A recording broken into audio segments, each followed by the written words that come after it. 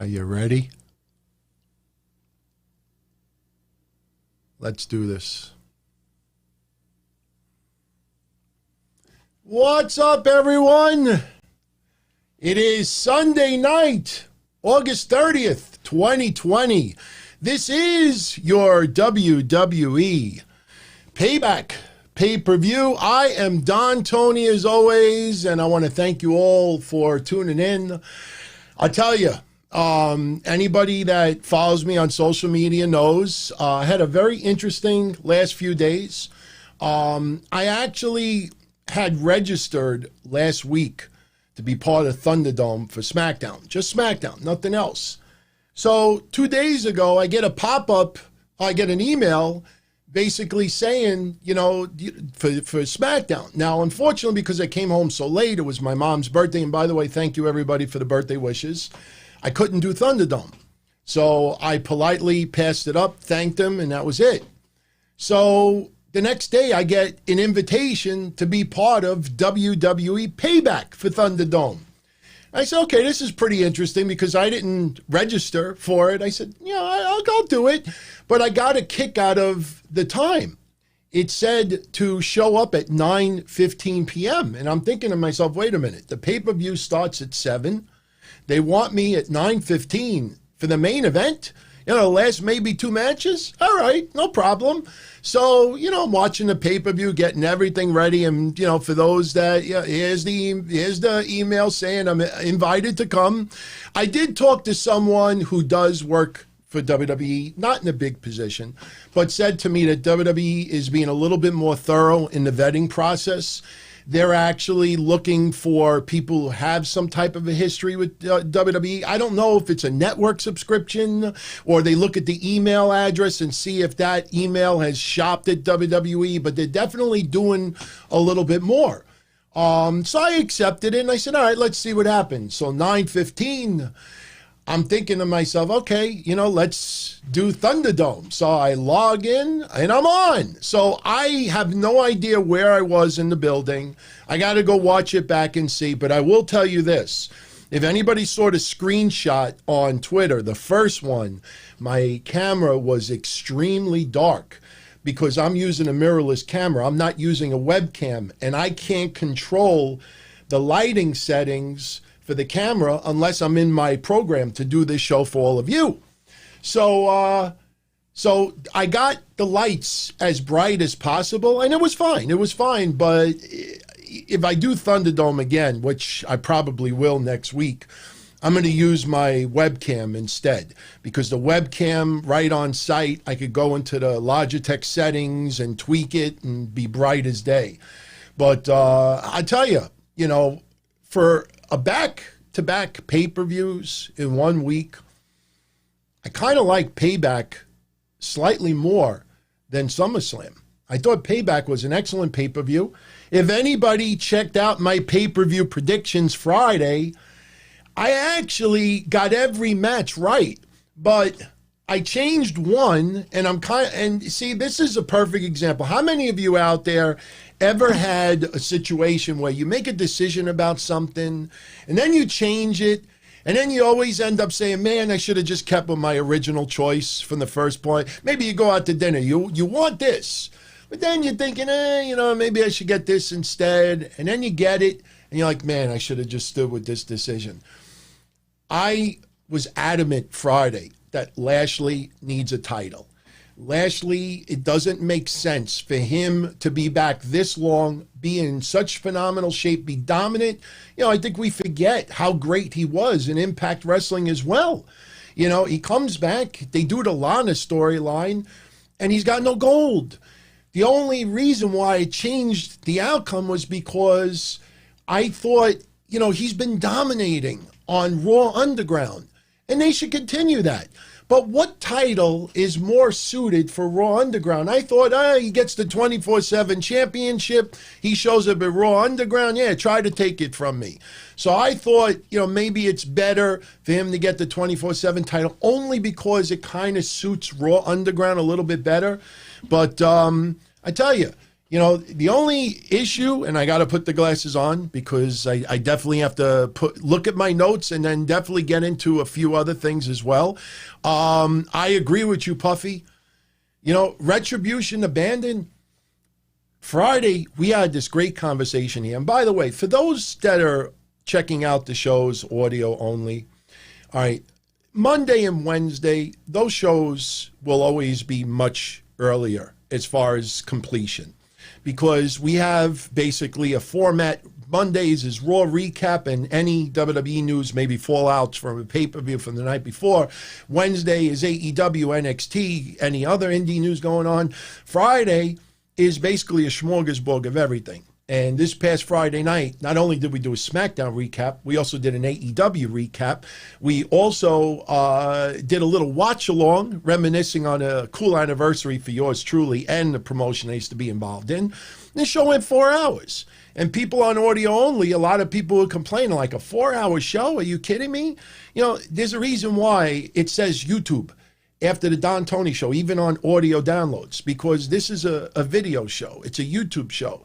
And Fridays is turning into, let's be honest, the flagship show, because Fridays we just get into whatever.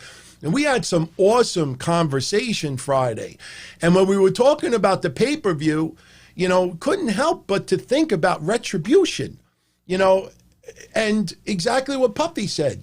You know, if you're going to turn Roman Reigns and you're going to make a head on the snake of Retribution. Now, you know my original idea. Shane McMahon is behind it because Shane McMahon noticed Retribution has never done anything to Raw Underground. Take note that Raw Underground and Retribution showed up at the same time. A lot of people don't put those two together. And I have no idea what direction it's going in. But you would think, you know, maybe have Retribution help Roman Reigns win, because remember what I said last week? The pause button, the pause.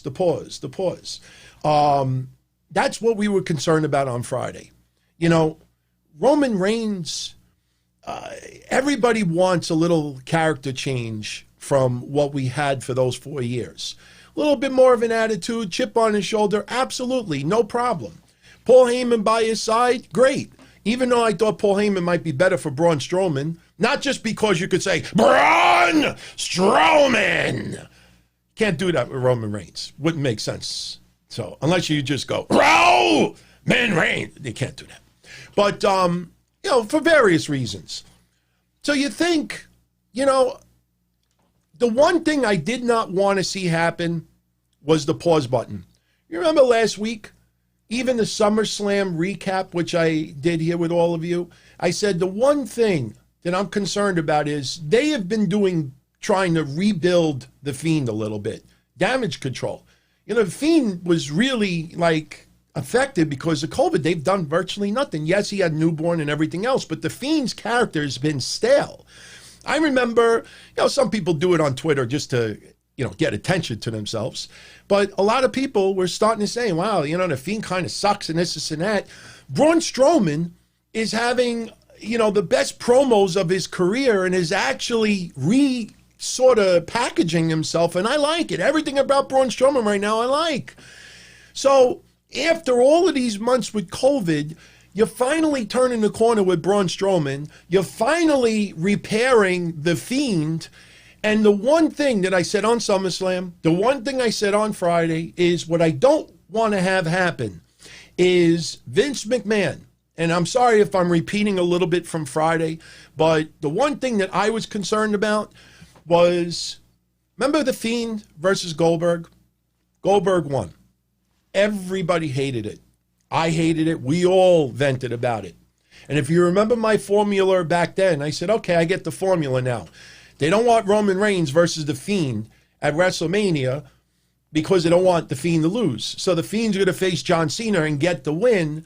And then Roman Reigns would defeat Goldberg because everybody is so angry at Goldberg for winning the title that since Roman Reigns shows up every day to work, okay, you know, we can accept Roman Reigns. He's better than Goldberg. So that was the plan. COVID hit, so Roman Reigns couldn't do it. And then, you know, Triple H is telling everyone, let it play out on TV. Let it play out on TV. And what played out on TV? because Roman Reigns is unable to compete, Braun Strowman will take his place. Yeah, that's a great storyline.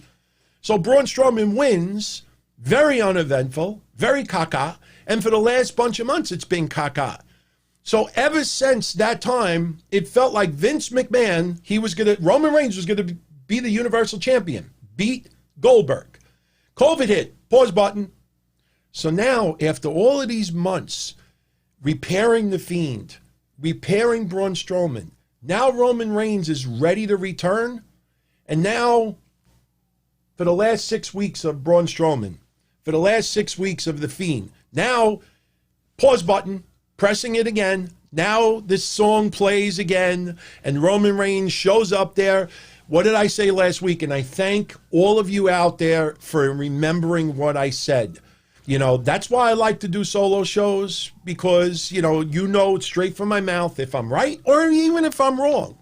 But a lot of people remember what I said last week, that pay very close attention to when Roman Reigns actually hits the ring and returns.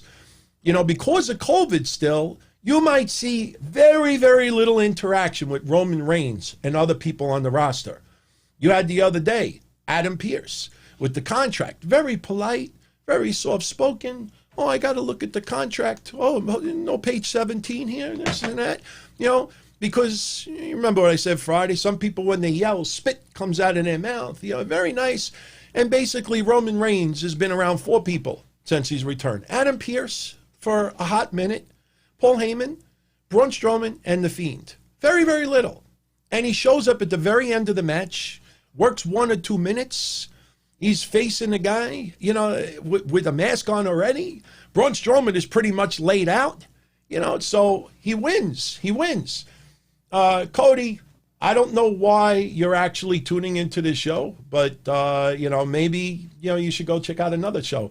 But then again, you know, I think we know who you actually are, so I shall take care of the problem. So, by the way, for Cody and for a few others, don't forget, tomorrow night, right after Raw, I will be right here for the Don Tony Show. Tuesday, the DTKC Show will debut on Patreon. What we're probably going to do, since it starts at 9 p.m. Eastern, and that's going to be at the very beginning of the 60-minute Iron Man match, we're probably going to do kind of like a watch-along. Now, that show is audio only from now on. I won't be on video, so I can, you know, basically stay on the same level with Kev with his audio only. But we're probably doing a listen-along. We'll check out the match while it's going on. We'll chat about the match, chat about other things going on. So I think it'll be a lot of fun. I hope you all check it out. But, you know, so Roman Reigns comes back, pause button lifted, heavyweight champion, universal champion, and leaves. No retribution. You know, I mean, when I said a couple of weeks ago, once they go to the Amway Center, you're not going to see retribution breaking the LED panels. And that was actually an idea that Mish said. I thought it was awesome. Imagine if retribution went around ringside and you have all those LED panels with the fans, and they start with sledgehammers or baseball bats, just breaking the LEDs, breaking the fans. Beautiful visual. But unfortunately, as I said a few weeks ago, once they went to the Amway Center, they weren't going to touch that building. They weren't even going to destroy a piece of paper that falls on the floor. Don't touch that. Don't touch that. So, what's up, Raffman? What's up, JF? JF is tuning in from Detroit. Shout out to everybody, U.S. and beyond. I know there's a lot of you out there that are tuning in outside. And by the way, if you're enjoying the show, give it one of these and subscribe if you haven't done so already. But Roman Reigns being a Universal Champion, I'm fine with it. But, you know, when we talked Friday about retribution, destroying the Fiend, destroying Strowman, yes, the outcome is still the same, but it kind of takes a lot of the focus off of Strowman and off of the Fiend. And a lot of people out there agree with me that the Retribution storyline has sucked.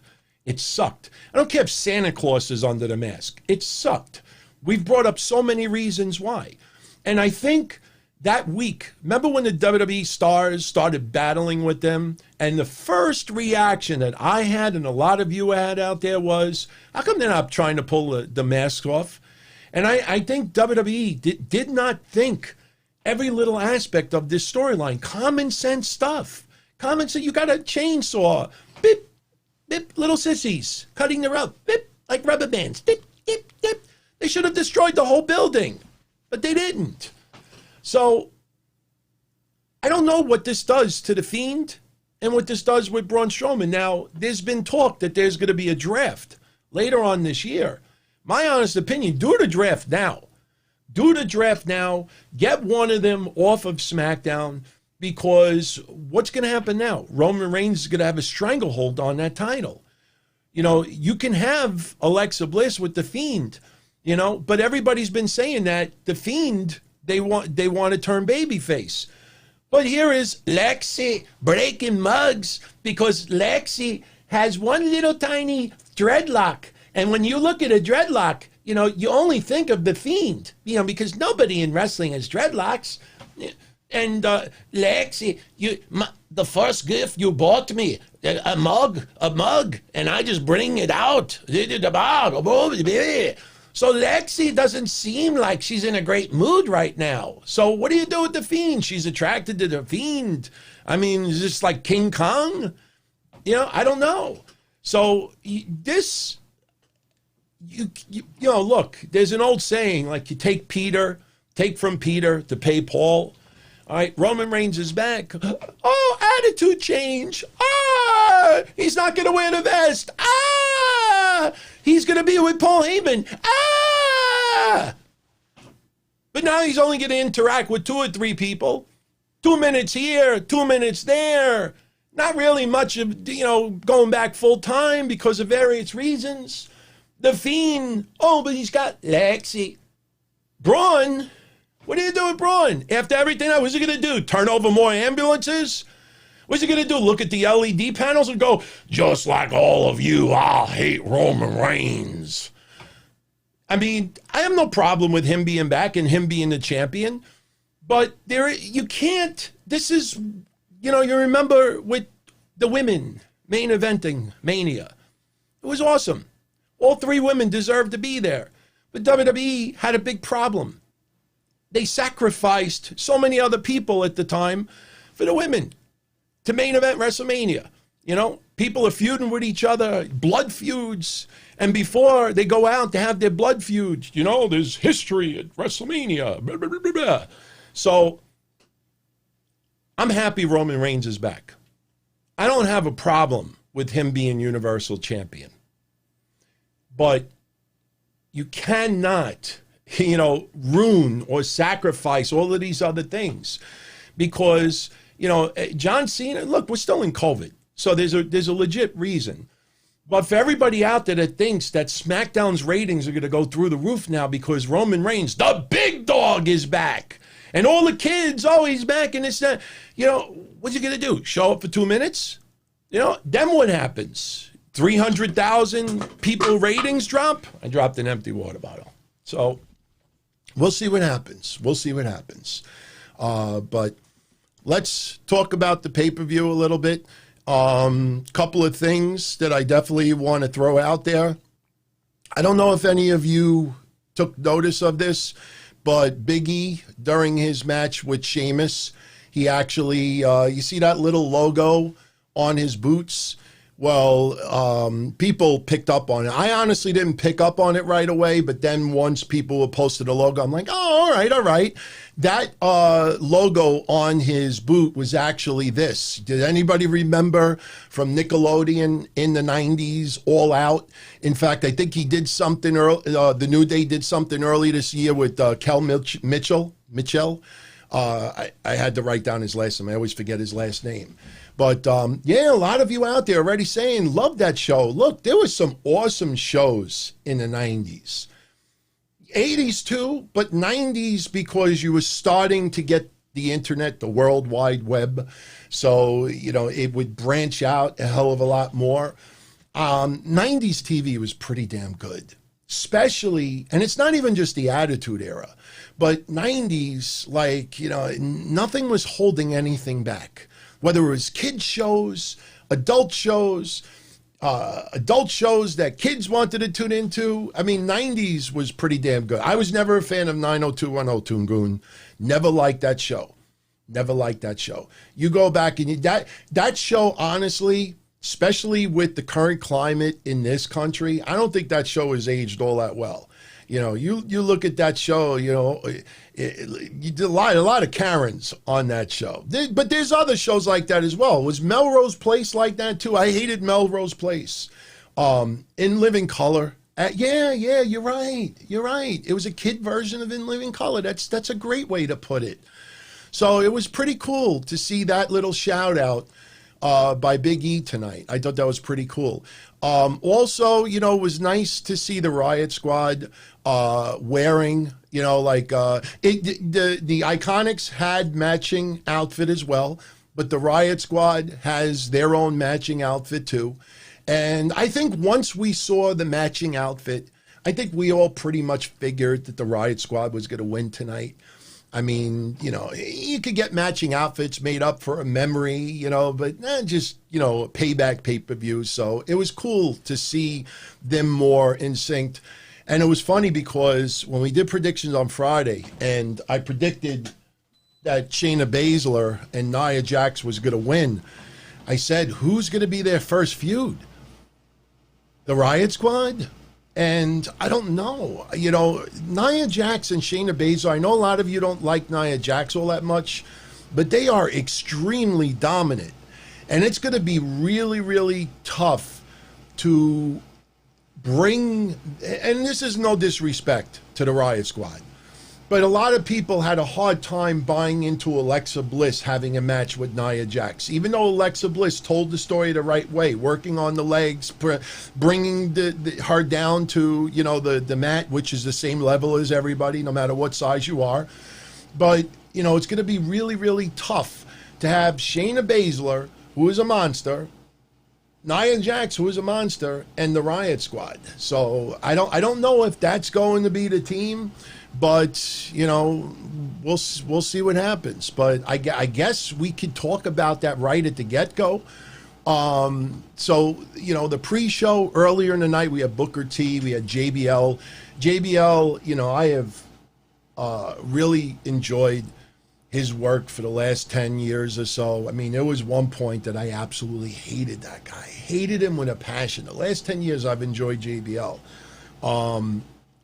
But you could see that he's really starting to age. I mean, you know, God bless him, his career and everything, but JBL, you could see the age really starting to kick in. Charlie Caruso, Jerry Lawler, Peter Rosenberg.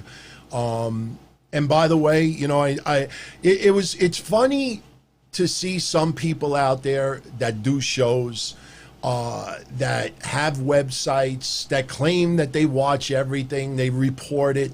And then, you know, when we had what's her face make her backstage debut, who is replacing, by the way, you know, Renee Young, so to speak, in some backstage interviews, not all, but some, Elise Ashton, who in our neck of the woods, we know her as Elise Zwick, Z-W-I-C-K. She's been featured here in New York on Fox 5, for anybody that's in my neck of the woods. She's done work with the New York Islanders, but she's also done, you know, this week in WWE, she's also done stuff for the WWE Network, Bottom Line. She's done stuff for XFL. And I'm watching people that do podcasts and websites, you know, once again, getting busted when people say they watch stuff and they follow stuff and they're like, who that? Who that? You know, QT Marshall isn't the only person that gets that. You know, like, who that? Who that? But my God, please, God, please, do not call Matt Riddle again the bodacious barefoot bro. Triple B, the bodacious barefoot bro. I mean, how many of you out there, as soon as you heard that, you thought, well, that's Vince McMahon, you know? Bodacious barefoot bro. Oh, it's awful.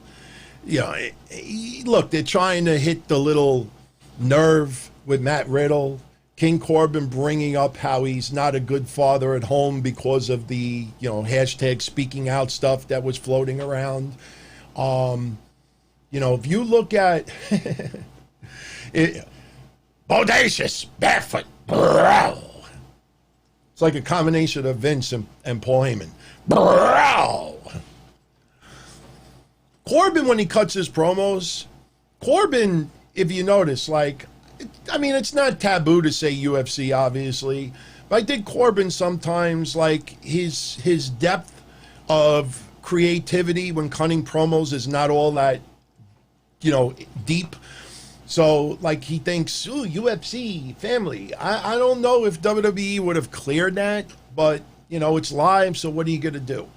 But the dynamic dude, I remember the dynamic dudes, you know. You want to know something? You go back and you watch the dynamic dudes wrestle, the fans popped.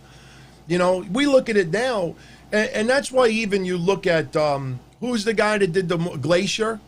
You know, everybody, all these young people now with their lists on YouTube and websites, you know, worst gimmicks of all time, just epic fails of all time. And Glacier is usually in the top 3 or top 5. You know, I didn't like the character. I never was a fan of Mortal Kombat. Not even the video games I could get into all that much. But, you know, when Glacier came out, you look at the crowd and he's doing this. And all the snow is coming out, you know, from the fans actually would pop, you know? So it's just, you look at it now and you're like, oh, that's horrible. But at the time, the crowd actually was a little bit more receptive of it. So anyway, we get the kickoff match, which was the Riott Squad beating the IIconics. You know, it was not a bad match. You know, we had a little bit of... I don't know if you want to say they teased a little bit of maybe a break apart with Ruby Riott and Liv Morgan. Noppin says, who can I tolerate more, Who Dat or Brad Shepard? Who would be Who Dat? Because Who Dat could represent a lot of people. I don't like Brad Shepard. You know, what's funny is, seriously, I mean, if you want to be entertained, when you see people like Brad Shepard on social media, especially Twitter, when you see Ringside News on Twitter, and you see all of these people that will constantly criticize those websites or people that say they're god-awful, go click on those same people's profiles and you see they follow them, you know. And then, you know, when you say, oh, why are you following these people if they're so terrible? You know, what's the excuse you always get? Oh, I just want to see the dopiness that goes on. Get the hell out of here. I'm going to follow somebody or something just to see the clusterfuck. I mean, there was a horrible story here in New York today. Horrible story where a guy was on a train station. They said it was attempted rape. I don't know if he had, you know, his private parts exposed. Looked like he was dry humping some woman. She was pixelated. But you had to see everybody out there like, this is disgusting. This is terrible. And they're reposting it and tweeting it, retweeting and telling, like, it's disgusting. I'm not showing anybody this. If it's so disgusting, you don't put attention to it. That's how I treat Brad Shepard. I treat Brad Shepard like the dry humping today. It's obviously that rape, attempted rape is 1,000,000 times worse. But you just treat it like you're allergic to it, you know? You see Brad Shepard or somebody online who is god-awful, and as soon as you click on their profile, I don't sneeze like that, for real, but just treat it like an allergy. I'm allergic to dumb crap. Crap! I haven't cursed yet today. You know, somebody asked me from Friday, why am I trying not to curse? Because there's a couple of media outlets that wanted to pick up my shows last year, and for various reasons, I couldn't do it at the time. Now I'm trying to grab some opportunities that I had lost. One of those networks prefers that I don't use bad language. I'm not going to, lighten up my style because of that. Just because I don't say a curse word as much as before doesn't mean that yours truly changed. Since 1997 with the wrestling hotlines, I have been true to myself and honest. Like I said, some people online could call me an absolute jerk. You could call me a jerk off. You could call me a prick, which is borderline cursing. You could call me a jackass. You could call me just whatever you want. One thing you can never call me is a liar. Notice, nobody ever out there calls me a liar. You know, authenticity is commandment number one in all the stuff that I do. So we have Dest, I'll get to yours and a couple of super chats in a minute. Let me just finish the IIconics. Let's finish the IIconics. Finish him! Finish the IIconics and the Riott Squad. It was not a bad match, but, you know, when you have, Peyton Royce, who obviously is the better of the two in the match, and Billy Kay is taking a hot tag, you know that you're just, like, asking for it. And you have the Riott Squad at the end. They're both doing their moves on Billy Kay. And Billy Kay, you know, you notice when she takes her bumps, she takes her bumps like WWF 1985. If anybody goes back then. Like, some people would just, like, it's almost like they go down on their knees before they fall. Like, she just, like, plops like a sack of potatoes. But, you know, hey, maybe she does get better down the line. I hear that she's a really, really nice person outside the ring, and I don't doubt that at all. But once the cameras are on, I want to be entertained. You know, if you got somebody, I hate using analogies with baseball, but if you have a baseball team and there's a player on the team that's batting 188, you know, at some point you got to be like, you know, he's batting 188. You know, I'm not entertained. I don't want to see that person.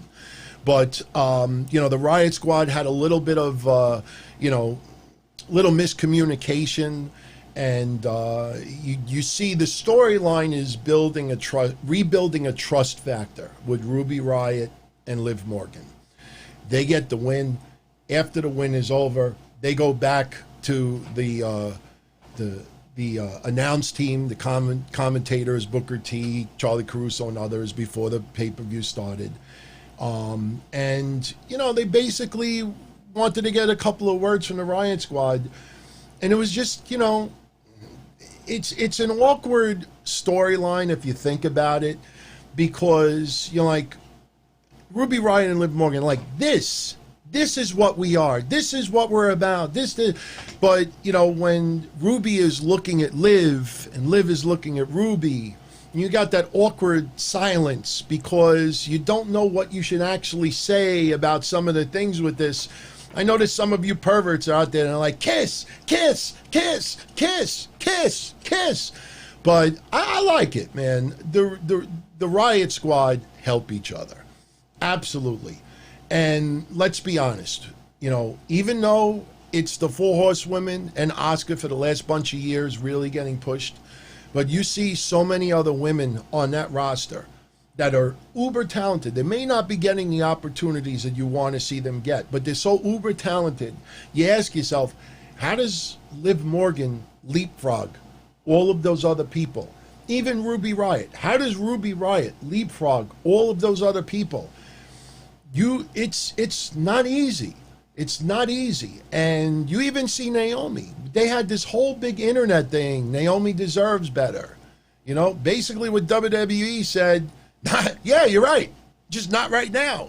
And people, you know, you could hashtag things all you want, but that doesn't mean that WWE is going to change where they're going to go with this. So Liv Morgan and Ruby Riott together, I think, are much better than separate, because right now they would get lost in the shuffle. So that's why you see even some people out there, Naomi. If Naomi had a steady tag team partner, Naomi may have some more. Now, you got to remember something, too.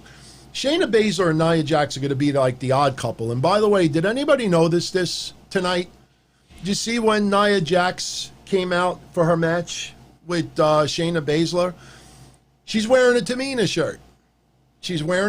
shirt. And, you know, some people are trying to read between the lines online, and it's saying like, well, you know, maybe she wanted to win the tag titles with Tamina instead of Shayna, and that's why she's wearing the shirt.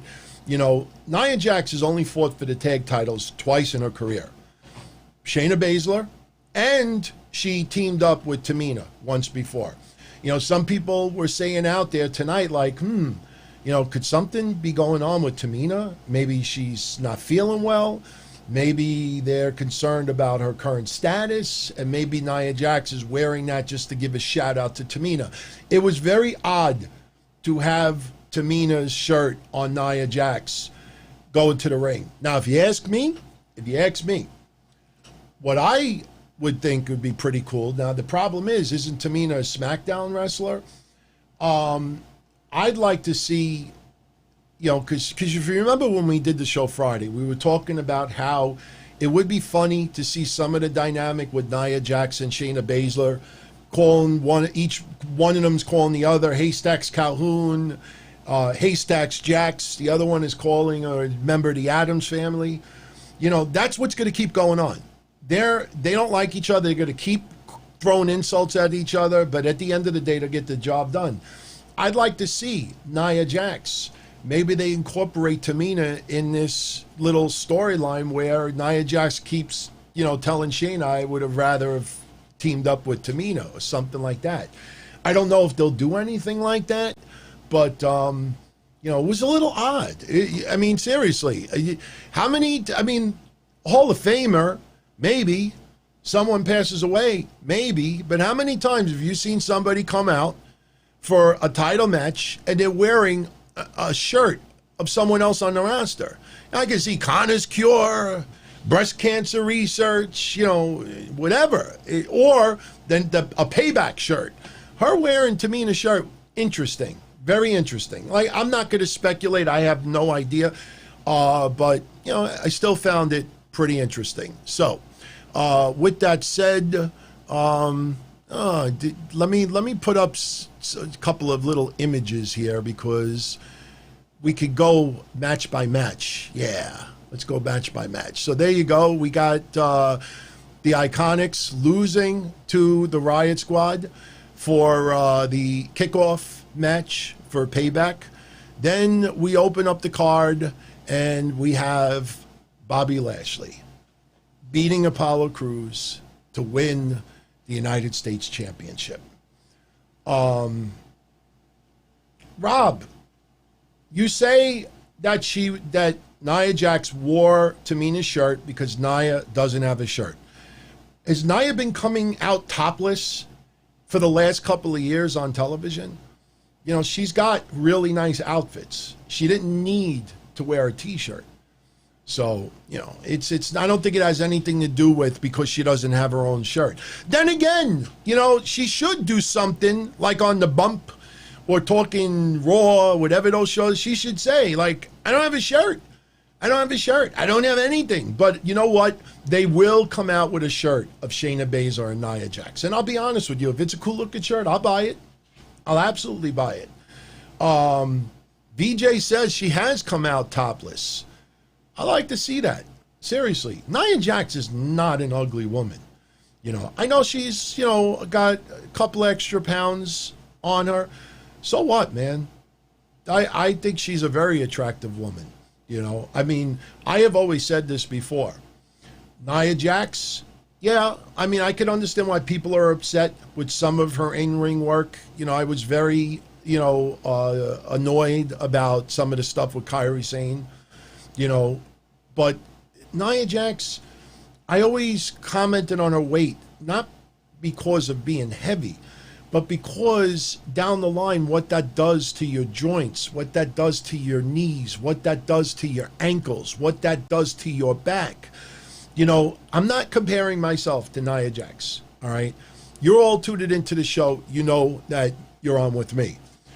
So that's why I bring me up sometimes. But I've lost about 70 pounds since last March of 2019. And I can tell you, beyond a shadow of a doubt, that my back that used to hurt tremendously doesn't hurt much anymore. My ankle is still messed up because of my car accident, but the pain has definitely gone away a little bit. Losing 70 pounds definitely has allowed me to have a little bit less pain than before. And it's also given me incentive to pretty much get more active. Trust me, when you're extremely heavy and you just sit at home all day and you're on social media and this and that, you're not going to all of a sudden put an S on your shirt. I don't have the Roddy Piper shirt behind me today. You're not going to become Superman and start doing things like the Tasmanian Devil. You're just going to lay there and rot. And unfortunately, that's what's happening to a lot of people on social media. They just prefer to lay and rot. And meanwhile, the years go by. So, oh, you're talking about QT Marshall? That's what you're talking about before? I could tolerate QT Marshall over Brad Shepard. Look, as much as I don't dislike QT Marshall, it's just that QT Marshall is getting so much TV exposure, and he's like, I don't know. I don't understand. You know, did he win a Make-A-Wish thing or something? It's a little too much. I understand rewarding your friends and your employees and people, big time instrumental for AEW. But QT Marshall, getting a girl, getting DDP's finisher, getting laid out. I don't know if AEW realized that almost everybody out there don't give a crap. So anyway, this is about Payback. Let's talk about Payback. So you got Apollo Crews versus Lashley. Lashley gets the win. As people that are newer to my shows, you know, you could start seeing that my recaps are not your conventional recaps. You know, this has been my style since '97, so it's not going to change. But Lashley wins the U.S. title. Like I said, Friday, if I would have just stuck with that prediction, I would have gotten every match right tonight. I just wanted Lashley. I know this sounds nuts when you think about it. I wanted Lashley to win the 24/7 title. The 24/7 title is junk. It's garbage. But with Raw Underground, you're not going to take a WWE title and put it on Raw Underground and try to do defenses there, because you'll have title changes almost every week. Or if Lashley just keeps dominating every week, it's going to get old very, very quickly. So since the 24/7 title changes hands so often, if it changes hands 3-4 times a month on Raw Underground, it's not a big deal. Lashley has been dominant over there. But I've been saying I want Lashley to have gold. It's time. And he got the gold. And I absolutely love it. It was a little odd after the match was over that Apollo Crews, did anybody notice that Apollo Crews attacks MVP Shelton Benjamin, or really just attacked Lashley, but Shelton and MVP were in the ring celebrating, and Apollo Crews acting a little bit like a sore loser heel. You know, I'm not saying that he's a heel. Maybe they change things down the line, but you know, it was just interesting to see, you know, Apollo Crews that upset, you know, about losing. And by the way, little tidbit, and you know what, I got to give a shout out to WWE News and Stats, or it's WWE Stats. There's a Twitter account that I've been following for a very long time, and you know, I never took their information. Like, I always would read it and I'd be like, oh, that's interesting, you know, but I started looking at it a little bit closer tonight. I'm like, you know what, you could share some of what they research on here, and we just credit them for it. But they pointed out that tonight, before tonight, the last time Bobby Lashley had an opportunity to fight for the United States Championship was September 1st of 2006. So technically, in 48 hours, it'd be the 14-year anniversary that Bobby Lashley last fought for the United States Championship. It just goes to show you how many years have gone by. And here's another statistic that I pulled from them.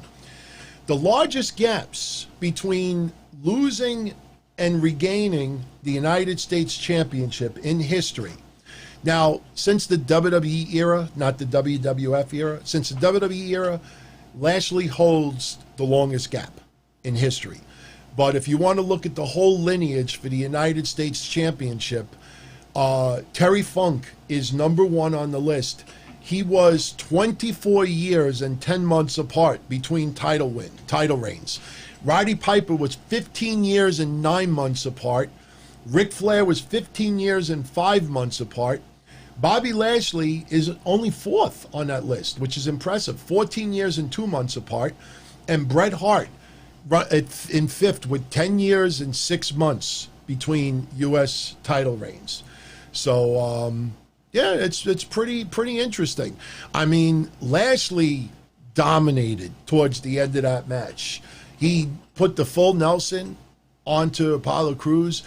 and Apollo Crews just tapped out. Lashley dominated. It was a decent match. I mean, it went back and forth, but to me, Lashley dominated. MVP and Chum Benjamin got involved a little bit here and there, getting in Apollo Crews' face. But I found it, again, interesting at the end, Apollo Crews jumping Lashley, because you usually don't get that from the babyface. But almost like a sore loser. But I know it's maybe me nitpicking.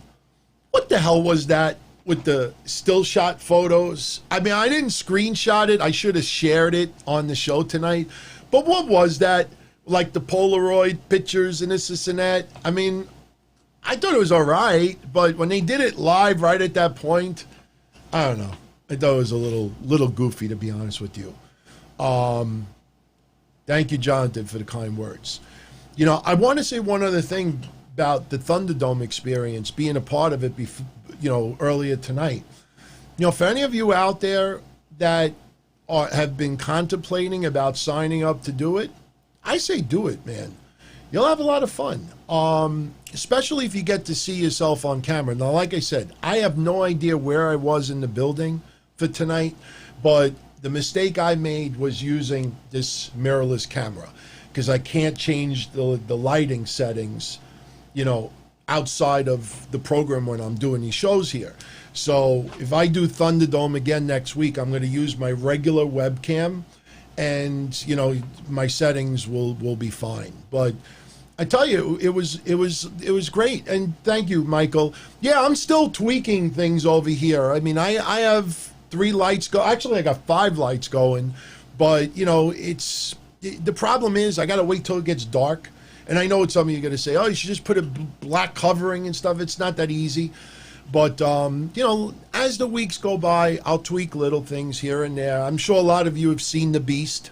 I now have The Beast in front of me. And if you don't know what The Beast is, just go on my Twitter, @DonTonyD. I got a 49-inch monitor. It looks like the WWE production studios. Got everything going, so I don't have to keep switching things back and forth. And by the way, if you noticed, the mosquito bite is pretty much almost gone.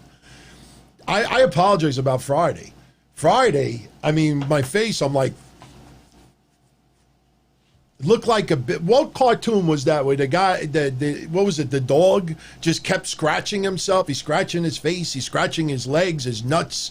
Somebody put some type of powder on him. Anybody remember that? Props if you remember that cartoon. I can't remember. I don't know if it was a Tom and Jerry cartoon, but anyway, so Apollo Crews loses the United States Championship to Lashley, and I am very, very happy. Very, very happy with that. Walter, he's saying Capcom presents Solo Monster versus Don Tony. There is no competition. I have sung the praise of Jason Solomonster repeatedly on here. I said what I said last week. I'm not going to repeat it here as well. Whoever you want to tune into, whether it's live or an archive, I am fine with it. I learned a long time ago. Anybody who goes back with me many, many years will vouch for me on this one. Up until around 2006, 2007, I used to make fun of and rip every show that was out there. Everybody. I would just call them names and everything. And then, I started thinking, as dumb as it sounds, I started thinking, you know what? I'd rather have people tune into me because I'm good and not because other people are bad, because there is a big difference. I would always tell people like how bad other people were, and that's why you should. So now it's just like I'm doing my own thing, and if you enjoy it, that's all that matters. Seriously. So anyway, we have Keith Lee in the locker room coming up with his match, and the storyline throughout the night was that Roman Reigns did not sign the contract yet. I guess Postman Pierce was fired because he was nowhere tonight searching for Roman Reigns. He didn't get the job. By the way, you want to see something twisted? It's not Sonya Deville category. I don't have it here. I wasn't even going to bring it up, but since we brought up Postman Pierce, which I love that character, by the way. They got to continue that. In fact, if they could tweak, because they obviously can't use the United States Post Office graphic, they should tweak it and make it look like the U.S. Post Office, but use different words, and come out with a Postman Pierce shirt, I'll buy it in a second. Seriously. I'm not joking either. I think Postman Pierce shirt, even if you do something related to the Wyatt family, you know, I think it would sell. I think it actually would sell. So anyway, if you want to see something sick and twisted, and you'll see why I brought up Sonya Deville for a minute.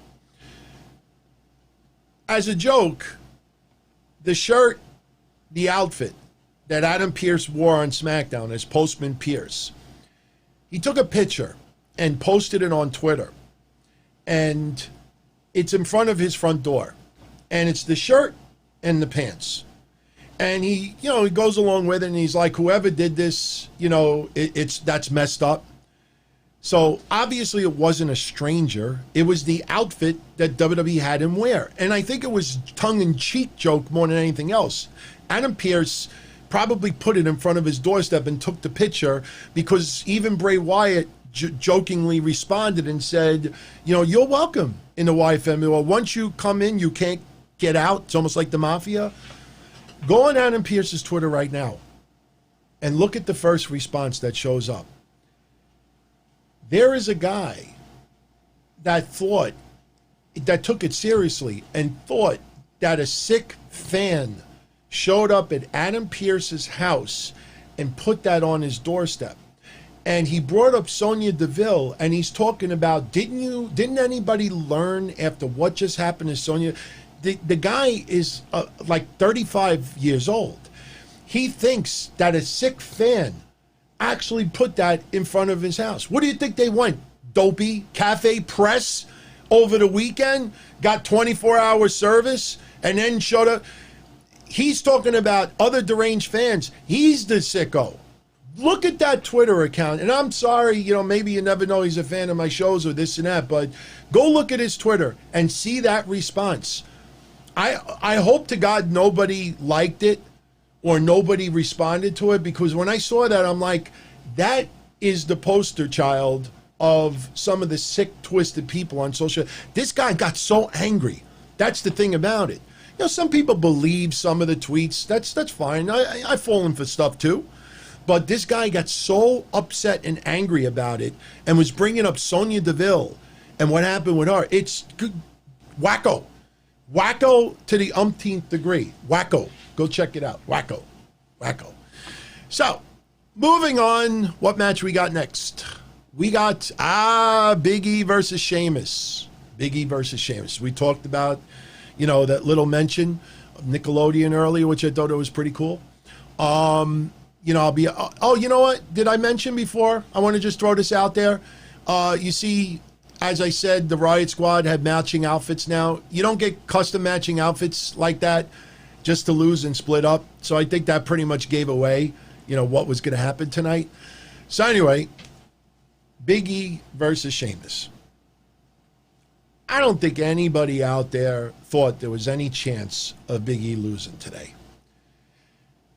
Now, if you've been following a little bit of The Miz and Big E on Talking Smack, you know, Miz is saying you got to be a little bit more seriously. And, you know, I know some people out there are really upset at Booker T. Now, by the way, I don't know if anybody knows, I'm wearing the Don Tony outfit tonight. This was because I was on Thunderdome. But the room is ice cold, and I have the air conditioner on. Otherwise, I sweat buckets without wearing this. So this is, you know, I wasn't going to wear shades, you know. I thought that would have been a little bit too goofy. But anyway, so Big E versus Sheamus. I don't think anybody out there thought there was any chance of Big E losing tonight. They've been doing a little bit with Miz and Big E on Talking Smack, that Miz thinks that Big E needs to take it a little bit more seriously, that he'll never go over the hurdle and become WWE champion if he doesn't take it.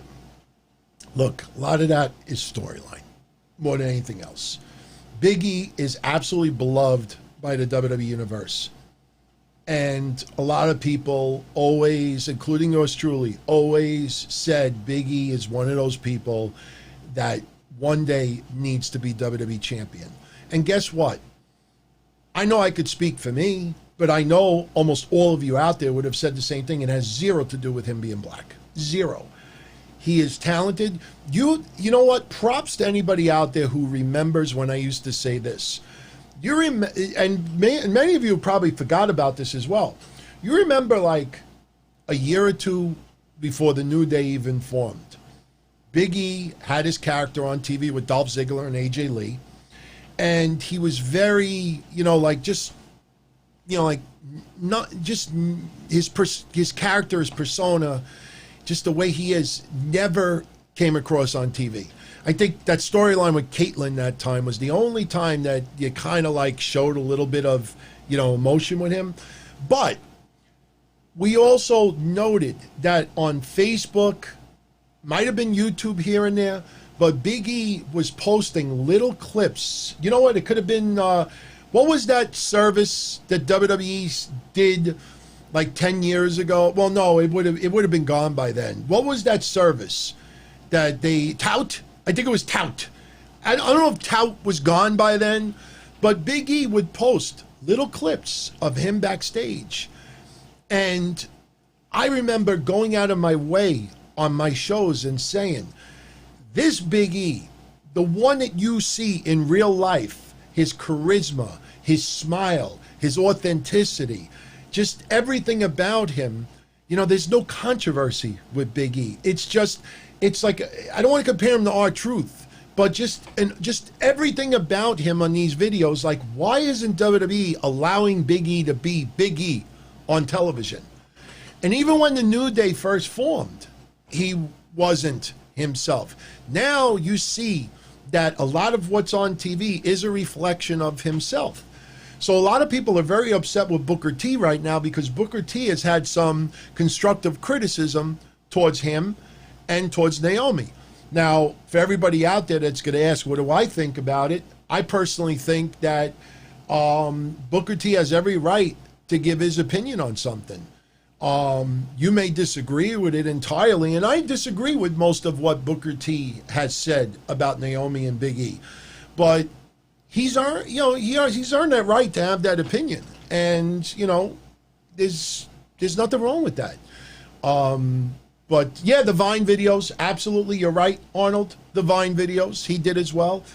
But Big E just needs to do what he's doing.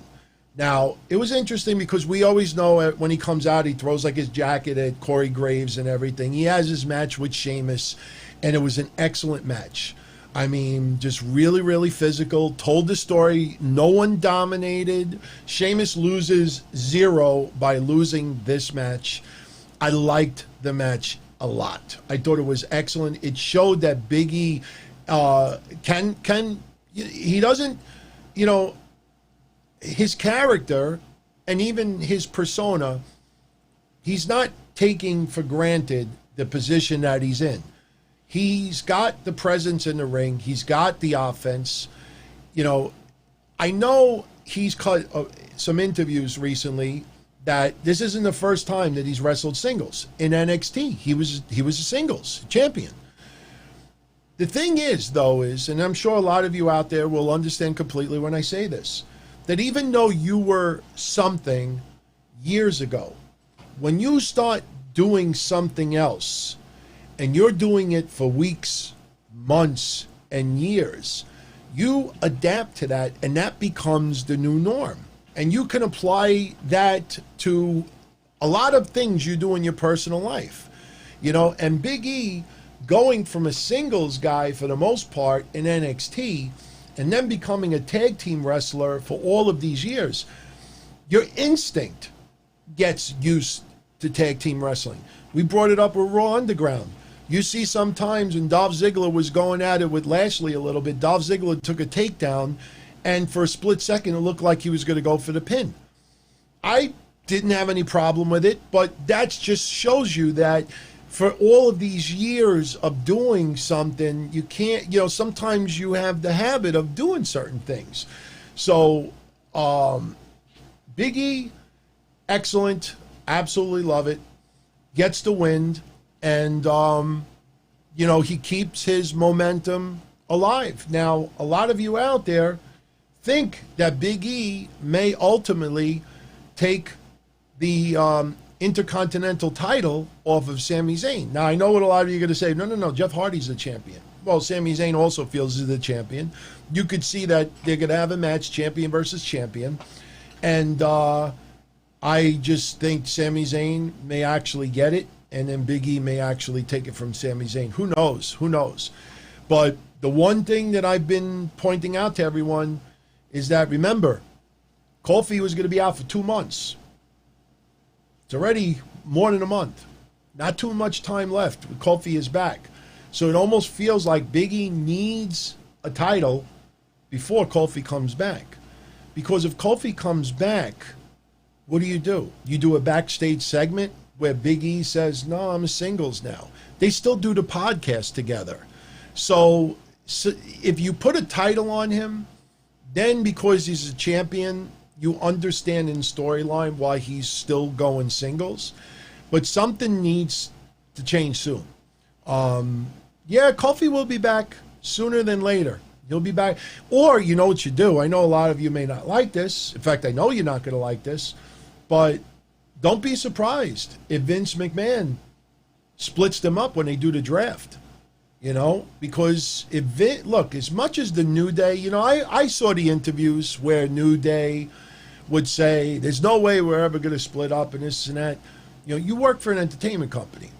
If the entertainment company feels that the direction of the storyline should be that you split up, Vince will put one of them on or two of them on Raw and keep the other one or two on SmackDown, depending on what WWE will do that. So it's not that they have creative control, that it's us together or nothing. But, I personally, and I've said this before, they could be like the Four Horsemen. Ric Flair was part of the Four Horsemen his whole career. Ric Flair was a heavyweight champion, and long reigns too, especially in the NWA. They were still a Four Horsemen. Nobody ever felt the storyline that, I must go out on my own. So the New Day could still be a faction, even if Big E goes to the Promised Land and wins the heavyweight title. So Big E gets the win over Sheamus. Thought it was an excellent match. Again, back and forth. And I also like, Big E changing his finishes a little bit here and there. This time around, the big ending for the win. He's on some great momentum. And I don't think that should surprise anybody out there. We all, for the most part, thought one day he was going to become heavyweight champion. He hasn't gotten there yet, but he's definitely in the right direction. No doubt about it. So next, Matt Riddle, King Corbin. First, we have Alicia Ashton interviewing Matt Riddle. And she's basically repeating what King Corbin said about Matt Riddle, that he's a failure at home, he's going to be a failure in the ring. And this is supposed to piss off Riddle. Like, you don't go personal with me. So they have that backstage interview. Right before their match, they show Nia and Shayna Baszler in the back getting into each other's face. But, they have a bigger goal, and that's to win the tag titles. Matt Riddle versus King Corbin. Not a bad match.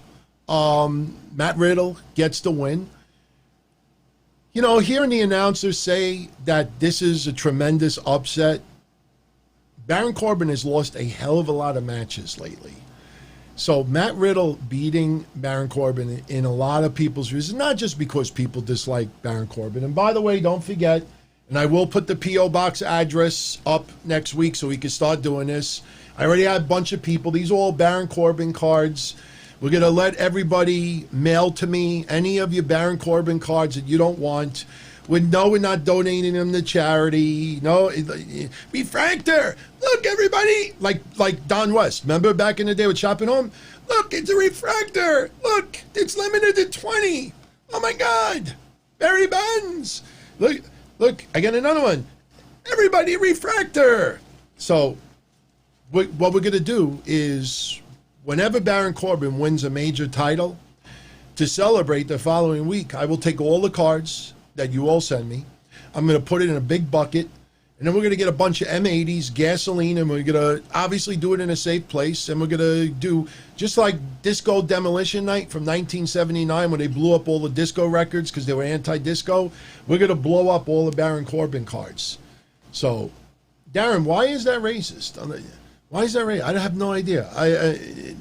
Tell me what nationality Baron Corbin is. I don't even know. You know, is jackass a nationality? I have no idea. So, no, look, if we don't blow up the cards, then either I will do something here. I mean, if I have to make it really G-rated, I'll put them through a shredder. I mean, we only have about like 50 right now. I want like 1,000 cards. So, yeah, I know Darren's sometimes a troll. He's actually not that bad, people. So, Riddle and Corbin, you know, early on in the match, Matt Riddle comes out. And it's almost like Darby Allin and Ricky Starks. Riddle gets attacked from behind by Corbin, knocks him out of his slippers. But that bodacious barefoot bro, please retire that right away. That was just god-awful. But, you know, they had a good match. I'm a little surprised that we didn't have anything with Shorty G. You know, people still get triggered that Matt Riddle's finisher is the bro to sleep. Like, people like, CM Punk. CM Punk will be 65 years old, and you'll have, I don't know, you'll have, Matteo Bella come out, and Matteo uses the, I don't know, the bell to sleep or something like that. And they're gonna be like, CM Punk. You know, use any big finisher of CM Punk's that's sacrilegious. I'm telling you, Matteo Bella will be in a match and use the go to sleep, and they'll call it something. I don't know. They'll call it the buddy to sleep. You know, bud to sleep. I don't know. CM Punk.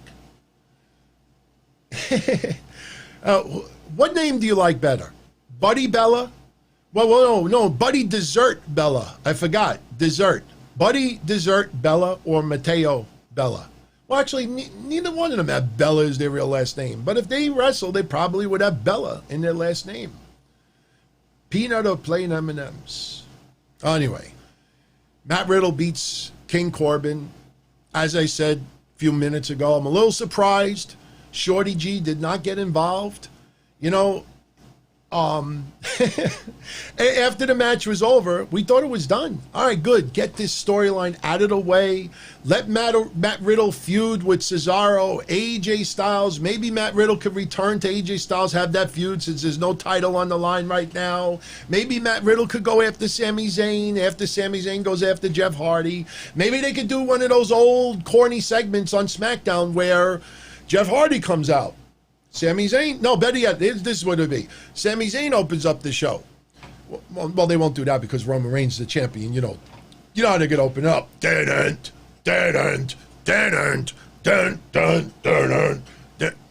Anyway, you'll have Sami Zayn come out that he's the champion. Jeff Hardy will come out. I'm the champion. AJ Styles will come out. I should have never lost the championship. He cheated. Then you have Matt Riddle. Bro. And then you have blah, blah, blah, and blah, blah, blah. And then all of a sudden we'll get a six-way towards that night. So, bro. By the way, much love to everybody tuning in right now. I really appreciate it.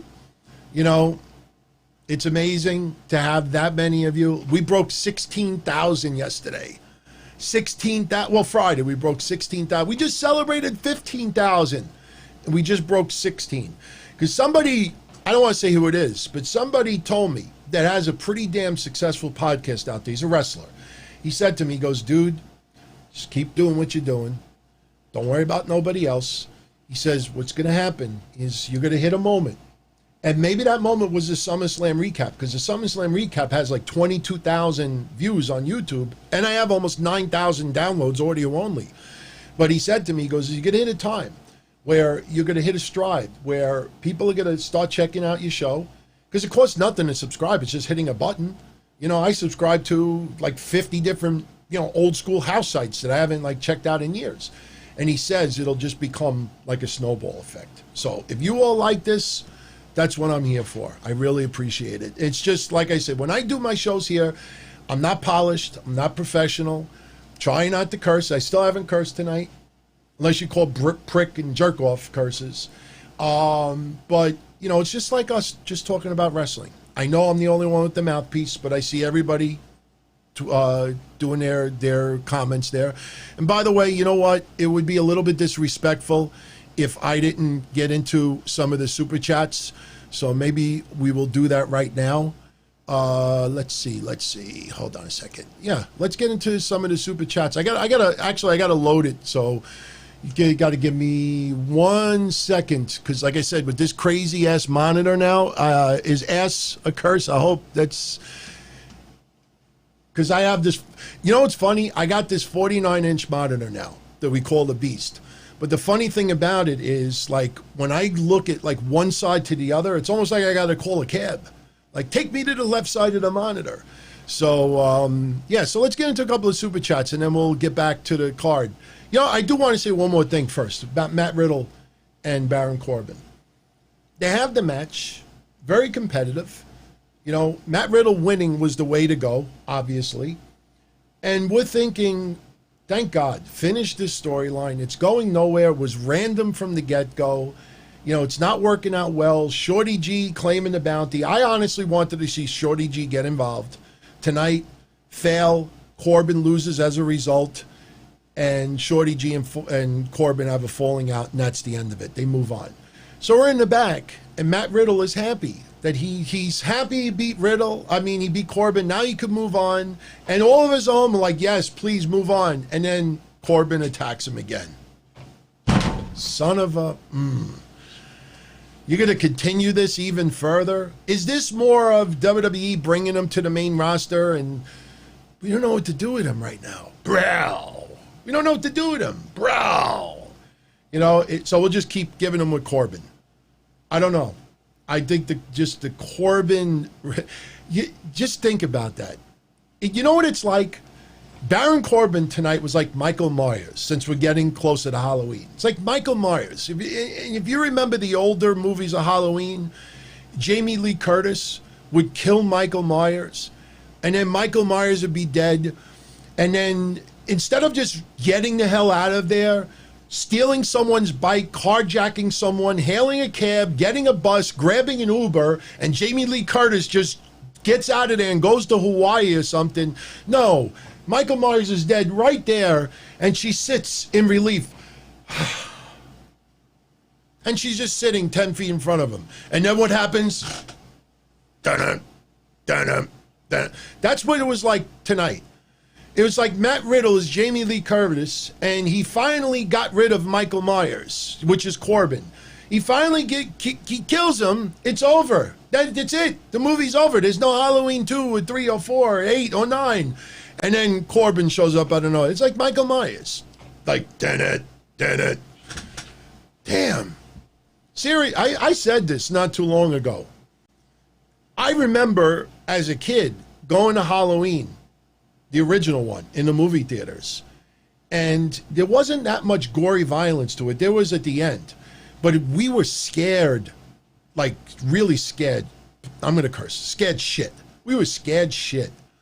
And when they did some of the scenes at the end, I remember when Michael Myers got up. And again, and if you remember that movie, when Michael Myers got up that time when Jamie Lee Curtis killed him in the first Halloween, she like just walks to the other room. Like, oh, is there bottled water around? She's like, instead of just running out of there, she gets up and she's like a little bit tired. And she like just nonchalantly walks to the other rooms. Like, is my microwave dinner done yet? That was 1970, what? 9? 80? 78, I think it was. 78. We're in 2020. If you couldn't kill Michael Myers in 42 years, and Michael Myers could not kill Jamie Lee Curtis in 42 years, whatever her name was, they're both epic fails. They should both team up and just, that's it, retire. 78, yeah, it was 78. How do you go 42 years and not kill? They're both failures. Seriously. Oh, man. Anyway, let's get into a couple of super chats. Then we'll get back to the rest of the match. Let's get Corbin's name off of the screen. Yeah, I agree with you, Puffy. We talked about a little earlier what you said. Retribution abandoned? No.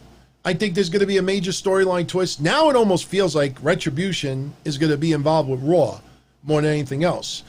Maybe they want all the focus on Roman Reigns right now with SmackDown, because why Retribution didn't help Roman Reigns tonight is baffling. Why Retribution doesn't even it's not even like they're in the front trying to break into the building. And the security cameras that, they're chased away. Nothing. They just left. They left. Their car broke down. Well, you know what? Maybe the laundromat was closed and all their masks and everything. That's going to be the storyline. We were going to interfere the last 2 weeks with the laundromat. I don't know. It's just stupid. That's almost like the hacker. I don't know. What's going on with this Alexa, the crap ending? Alexa Bliss 2 weeks, they did nothing with that. And because you have Nikki Cross, Lexi, that one little strand of your hair, that would be almost as small as something you see in forensic files. This little shred of hair, it reminds me of the Fiend. And she gets into a trance. Like nobody else wears dreads. One dread. I just don't like it. Look, if she has an infatuation with the Fiend, okay. But what's going to happen next? I'm not feeling it. Like I said, I would have rather seen Nikki Cross, get involved. And maybe Nikki Cross is the one that turns. But, look, they want to do this story. And I guess it's better than nothing. I'm not going to crap on it. But if they're going to do like an infatuation or, like a love storyline, and meanwhile the Fiend lost his title and Reigns is back and the pause button is lifted, is this like the way, because the Fiend really is not that active right now because he still has newborns at home and older family members, so he wants to be very, very careful? Like I said, I don't mind people taking off because of concerns of COVID. And I don't mind people coming back because of concerns of COVID. But at least WWE should be a little bit more straightforward about it.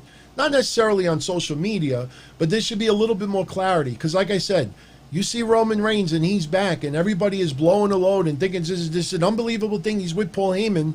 And then you see he only interacts with 2 or 3 people for 2 minutes at a time, 3 minutes at a time. And you realize that he's almost got the Brock Lesnar schedule. Is that what people want? Oh my God, he's not wearing a vest. He doesn't even have time to put it on. He's already done for the night. And, but the Fiend is doing a love storyline with Alexa Bliss. Where does this leave Braun Strowman in all of this? Are we going to have Lexi on the pole and Braun and Bray? They fight over Lexi on the pole. I don't know. Anyway. OG85, thank you for the kind words, my friend. I will always do what I do. People like it, cool. They don't like it, cool as well. I just, like I said, it's just full steam ahead. Wherever it goes, it goes. But I'm having fun, and you all are tuning in. Over 1,000 of you are live right now. There are always going to be a handful of people that won't like my style. There'll always be a handful of people who are bitter and jealous. It's just the Donzel Army. It's all of us. We have fun. We talk about wrestling. I'll be the mic for some of you sometimes. And that's it. That's all that matters. So, Phillip Maffei, yeah, I liked Payback better than SummerSlam. And the funny thing is, part of it might be because we didn't get enough time to think about it. We had literally a week's time. We only had about a week's time to think about it. But we could also say there was no bad matches tonight. There really was not any bad matches. Some of the decisions, maybe some people disagree with, but there was nothing bad tonight. I actually liked Payback more than I liked SummerSlam, to be honest with you. Shout out to, is it JF from Detroit? Yeah, JF from Detroit, man. Shout out to Rothman. stopping by for a little bit of Total Nonstop Anthony. And JF is from Detroit. And once again, everybody who came across, the storms and the hurricanes, I've seen what happened in Louisiana and Texas and some states. Terrible. It's absolutely terrible. Seeing cell phone video of people drinking from swimming pools just to get some type of liquid in them, that is just unacceptable. Obviously, there's so many people that are suffering from it that it's very difficult to take care of every single person like that. But hopefully in the next 24 hours or so, everybody is taken care of, seriously. So shout out to Jeff Collins. Much love to you, my friend. Shout out to, what's his name? Destaphenes. Destaphenes. Thank you very much, man. Yeah, 16,000 and counting. So Viper 29 Gaming would also the congrats on the 16,000. I really appreciate it. Now I want to go for 20 by the end of the year. I didn't even think we were going to hit 10 by the end of the year. So we'll get there. I want to see where this channel is 2 years from now, if I'm not dead yet. So I think it's going to be pretty awesome. Thank you again. Brad Shepard, like I said, just allergic. Be allergic to the dopiness. It's not even like a bad car accident. You can't help but to look at his channel anyway. Just stay away from that. Destaphenes, will Brock Lesnar return? I hope so. I mean, Brock Lesnar is a Raw star. Remember, he just walked out of SmackDown, and the War Room and Fox didn't care. I mean, they're just, are you ready? All right. Where's everybody in the War Room? Like, Brock Lesnar just leaves. Remember the original star? Wasn't that involved with Rey Mysterio or something? He just walked out. So I personally think you're going to bring back Brock Lesnar. Two ways to do it. Bring him back at Raw Underground, or you bring him back when you do the draft.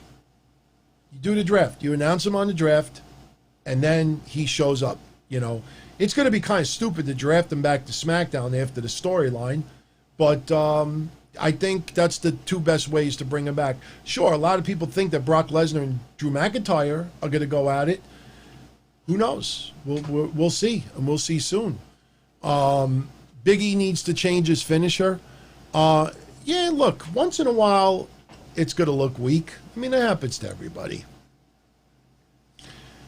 I think Big E is in the right direction. You're going to hit some bumps here and there.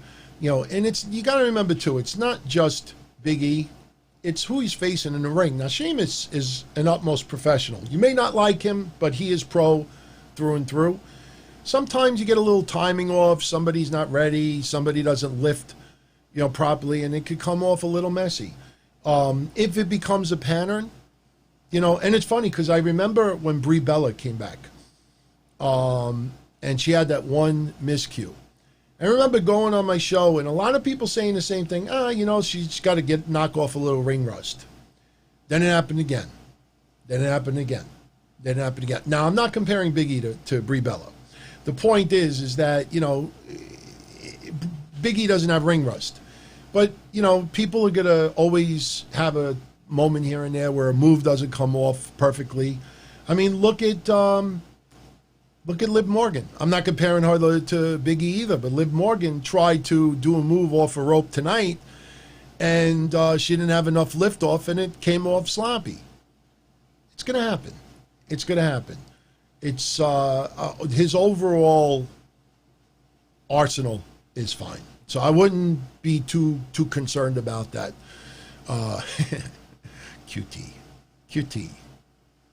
I would like to know, I'm going to do this Wednesday. I would like to know how many big AEW fans actually do have any emotional investment in QT Marshall. You know, I'm going to do that Wednesday. Don't answer it now, but I'm going to bring that up Wednesday. So, and I'm sure some of you out there. Anthony Diaz says, please no spoilers. Please no spoilers. Anthony, what can I do, man? I'm on YouTube. This is a pay-per-view recap. I just tell everybody the matches and not the finishers. I got to give spoilers. It's the only way to do it, man. Got to give spoilers. No spoilers.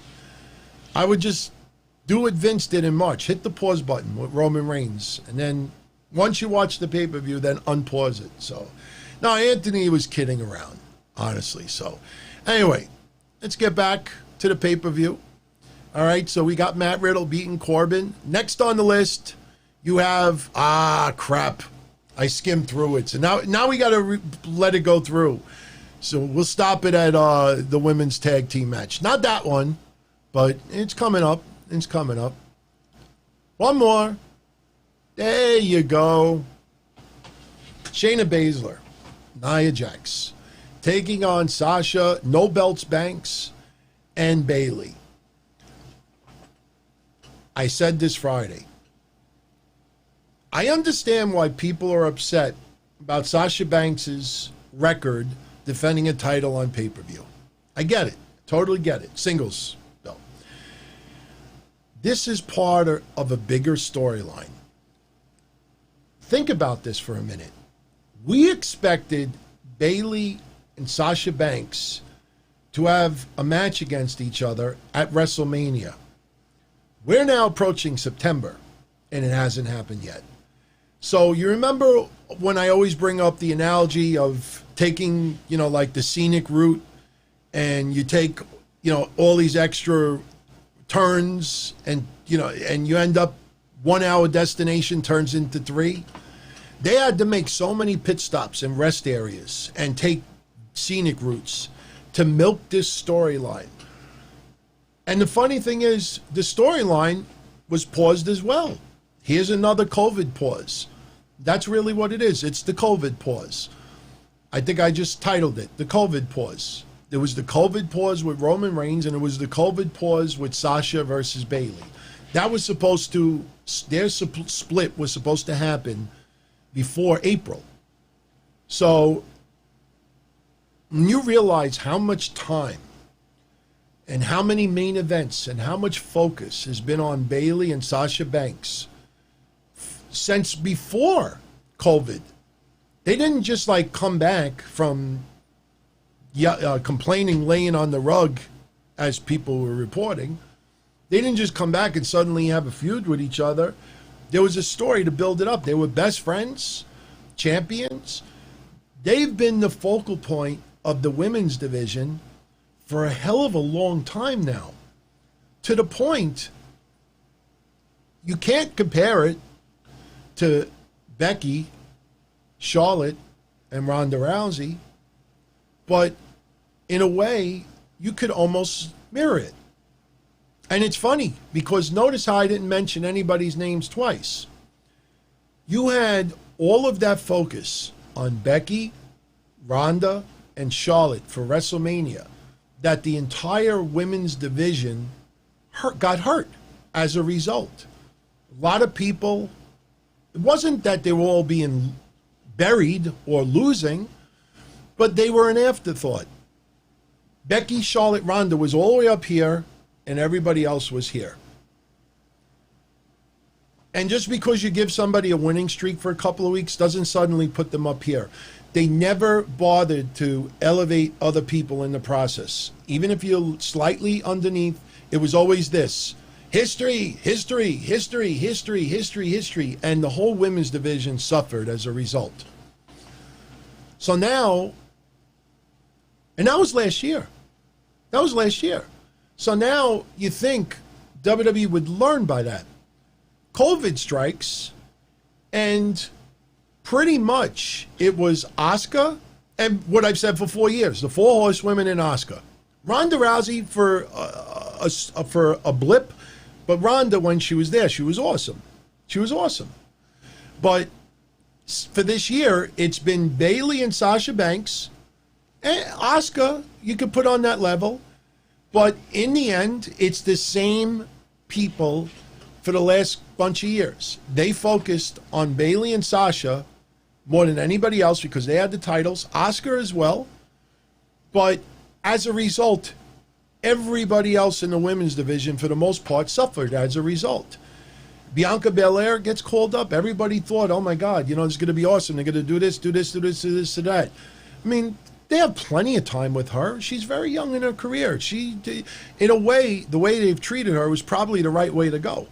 Because if they would have tried to elevate her in the midst of the Bayley-Sasha team, she probably would have been buried. So in some of those younger stars, the ones that have not been featured on the main brand all that much, it's not a big deal.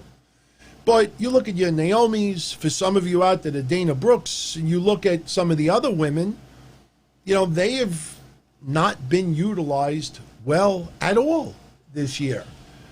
So to complain now that Sasha is no belts Banks, what about no belts Naomi, or no belts Dana, or no belts Natty, or no belts whoever? Go to the women's roster, up and down, and look at no belts almost everybody else, you know? So you got a crazy run. Arguably, Bayley and Sasha probably got more airtime than anybody else on the WWE roster. More than Asuka. Because you would have Bayley and Sasha on Raw and on SmackDown. Week after week after week. Even on NXT for a little bit. 2020, you know what? I got to check that WWE stats, that Twitter account. I got to see if they came up with a stat as far as how many minutes people have appeared on WWE television this year. I will bet you Lacey No Belts Evans. Bring up more names. I'll read the names back. You know, people that you feel deserved it. Don't just name people for naming it, because, you know, there's obviously some people that, you know, probably should not have been in a position to win a belt yet.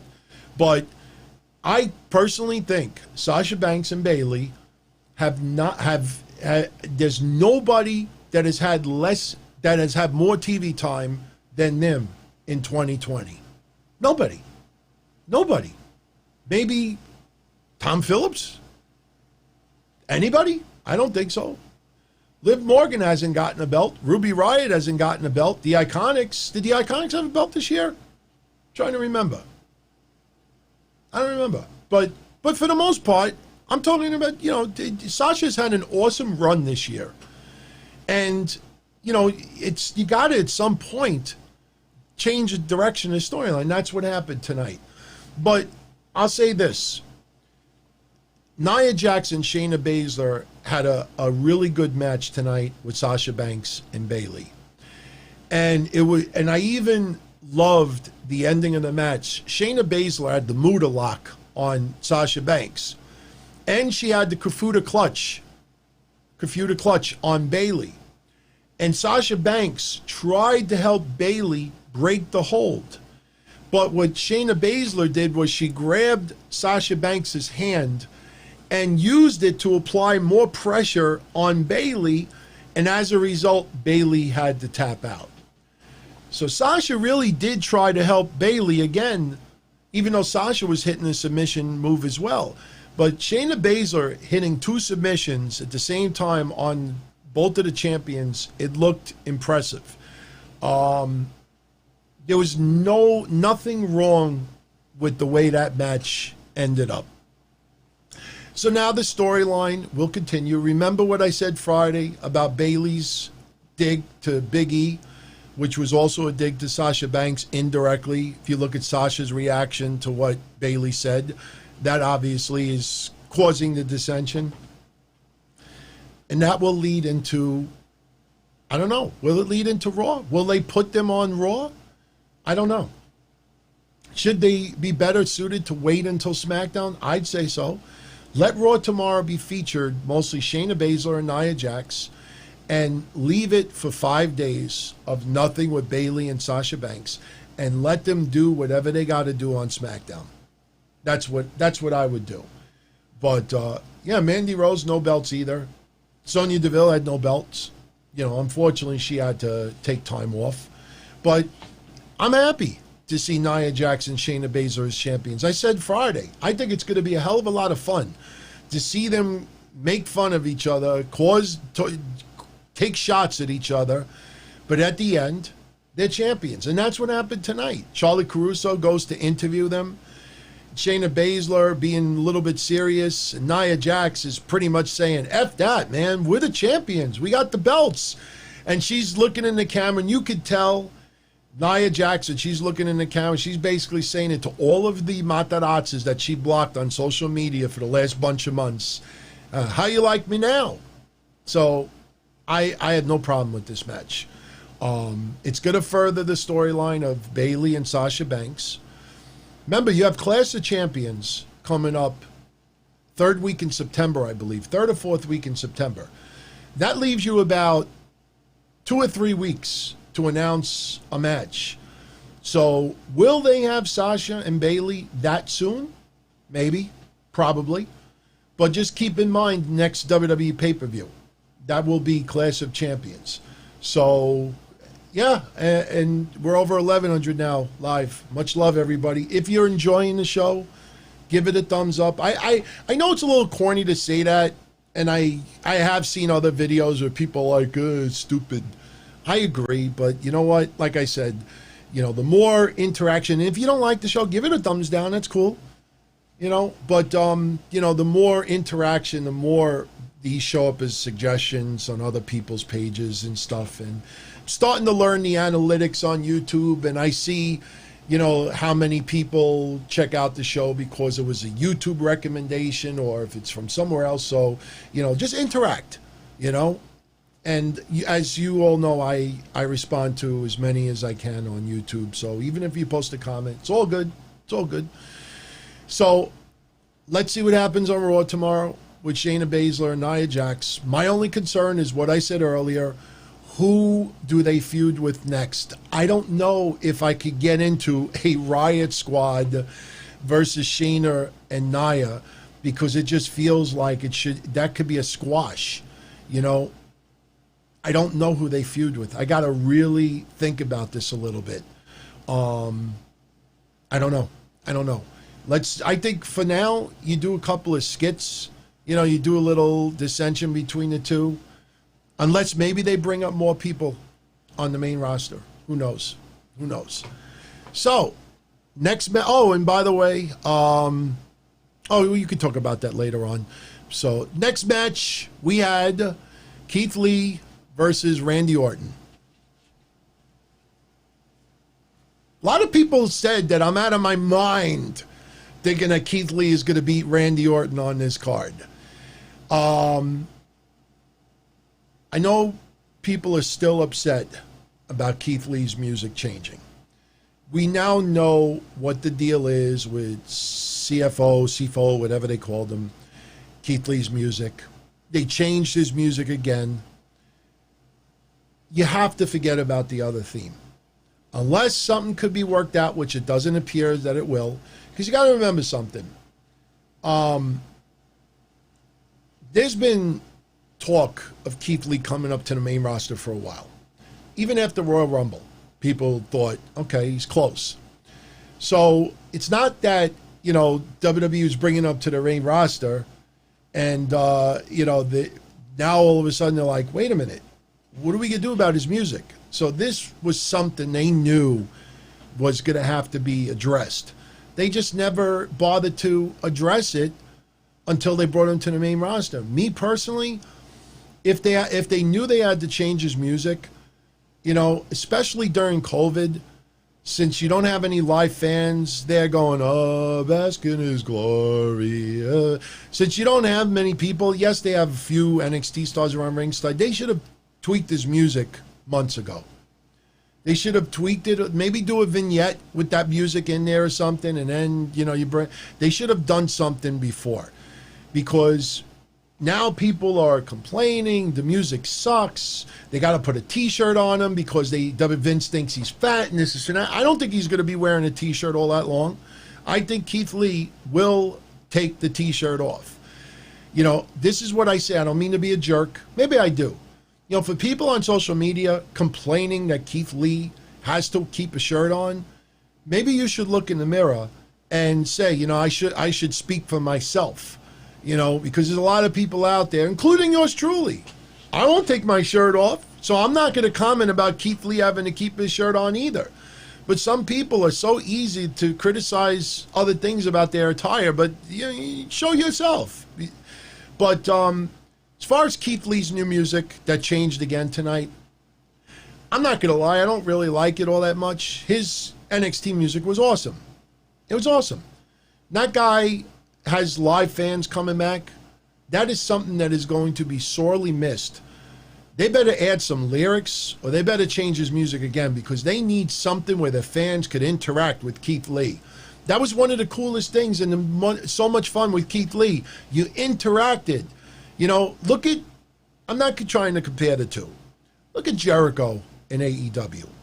One of the coolest things that people love to see is when all the fans are singing the Judas. And when I saw that this week, and I mentioned it on Friday with the AEW recap, for a split second, even though there was only 500 fans there, but for a split second, I felt there was a sense of normalcy as far as being a wrestling fan. Hearing those live fans singing the Judas, whether you like AEW or not, it's something that has been missed sorely. And that is something, when you have live fans come back and they have nothing to sing along to with Keith Lee, that is going to suck. That is going to suck. I don't even think WWE even thought about that aspect right now. So I'm not gonna dwell on his music. It is what it is. I would be more focusing on the fact that Keith Lee beat Randy Orton today clean. Beat him clean. And beat him in a fairly quick match. Now, once again, that Twitter account with the stats, this is interesting, in Randy Orton's WWE career, he has lost 2 pay-per-view matches in a single month, only twice in his career.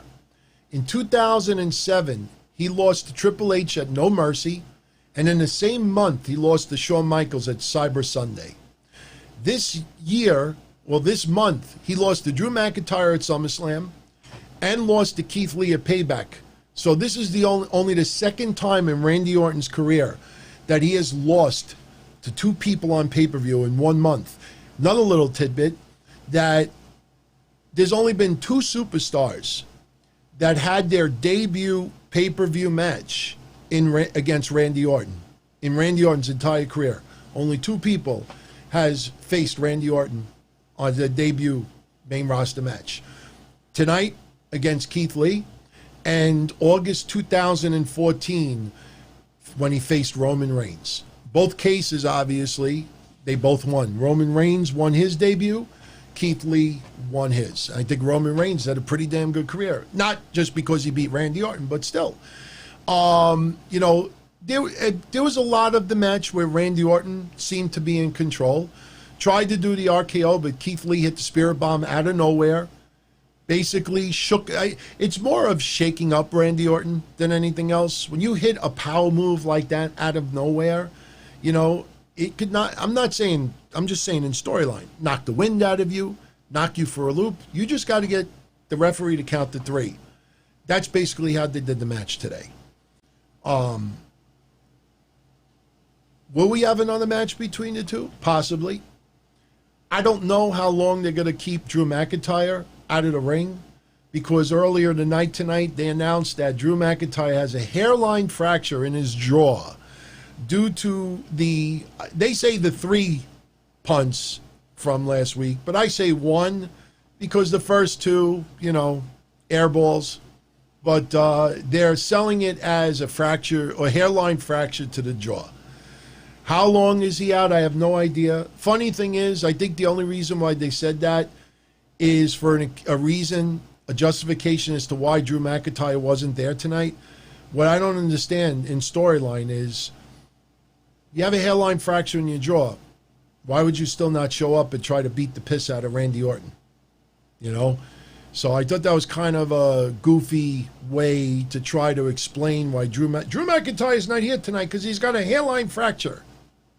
Hairline fracture in his jaw. And that's supposed to stop him? Randy. So, 2 matches left. Next, Rey Mysterio and Dominik versus Seth Rollins and Murphy. Early on in the match, Dominik and Seth Rollins exchanging some decent wrestling with Dominik getting the upper hand.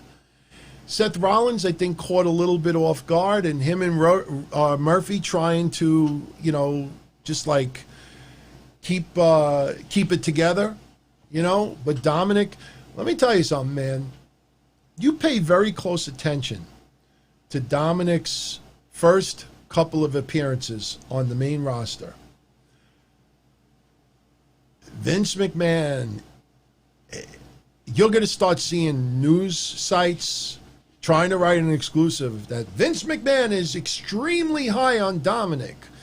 All you got to do is look at how he's being used in the matches. You see, especially the last 2, how he's getting so much offense and upper hand. There's some people that get graduated to the main roster. They get a little bit of momentum, but in the end, they make a faux pas and they end up getting destroyed. That's the way the formula's been for decades. This time around, they are really going out of their way to show that Dominik is legit. And I got to be honest with you, I am fine with Dominik so far. He should be teaming up with his father. It is kind of funny that, not too long ago he had his eyeball ripped out and he's had 2 matches already. Give me that doctor, with that crazy, what an unbelievable. Rey Mysterio said, come back person of the decade. Shout out to James Smith. Thank you, my friend. Greg, the Groove, drum covers. New subscriber. Thank you, my friend. Heyman with Roman. Tells him they're not involved with Retribution. No need to share the spotlight. Roman solo, yes, but not now with Heyman. Okay. I'll elaborate on that a little bit more when we get to the main event in a minute. I'll bring up your comment again. I agree. Yeah, I'll wait for the main event because there's a couple of things that kind of irked me. I know I got into a nice rant opening up the recap, but there's a few things I definitely want to add to it.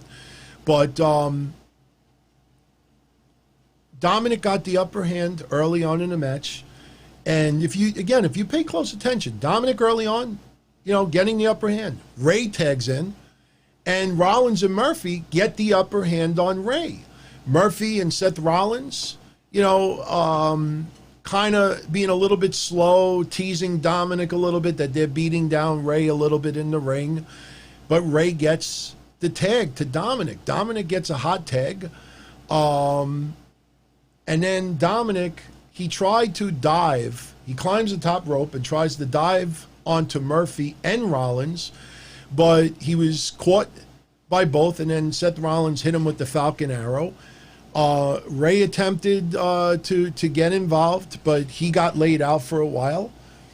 And we had a back and forth match, but Dominik early on held his own. And, it's amazing how quiet they kept Dominik's in-ring repertoire, his talents. Because even when I was doing the DTKC show on Monday, up until 2-3 weeks ago, my co-host was saying, is there any footage of him wrestling anywhere? I mean, there is footage if you look, but, Lance Storm trained him. Rey Mysterio obviously trained him, and he's had other people up him as well. They knew what they were doing with Dominik. I mean, this guy was putting it all together. And you know what? You got to give, even if you don't like this guy, you got to give a lot of credit to Seth Rollins. Murphy as well, but you got to give a lot of credit to Seth Rollins, because Seth Rollins and Dominik are really gelling great together. And I know we all talked about the idea of Dominik joining up with Seth Rollins, which could still happen down the line. But right now, they just work great in the ring. And you know what? The storyline of Seth and the Mysterio family, you can have that continue further.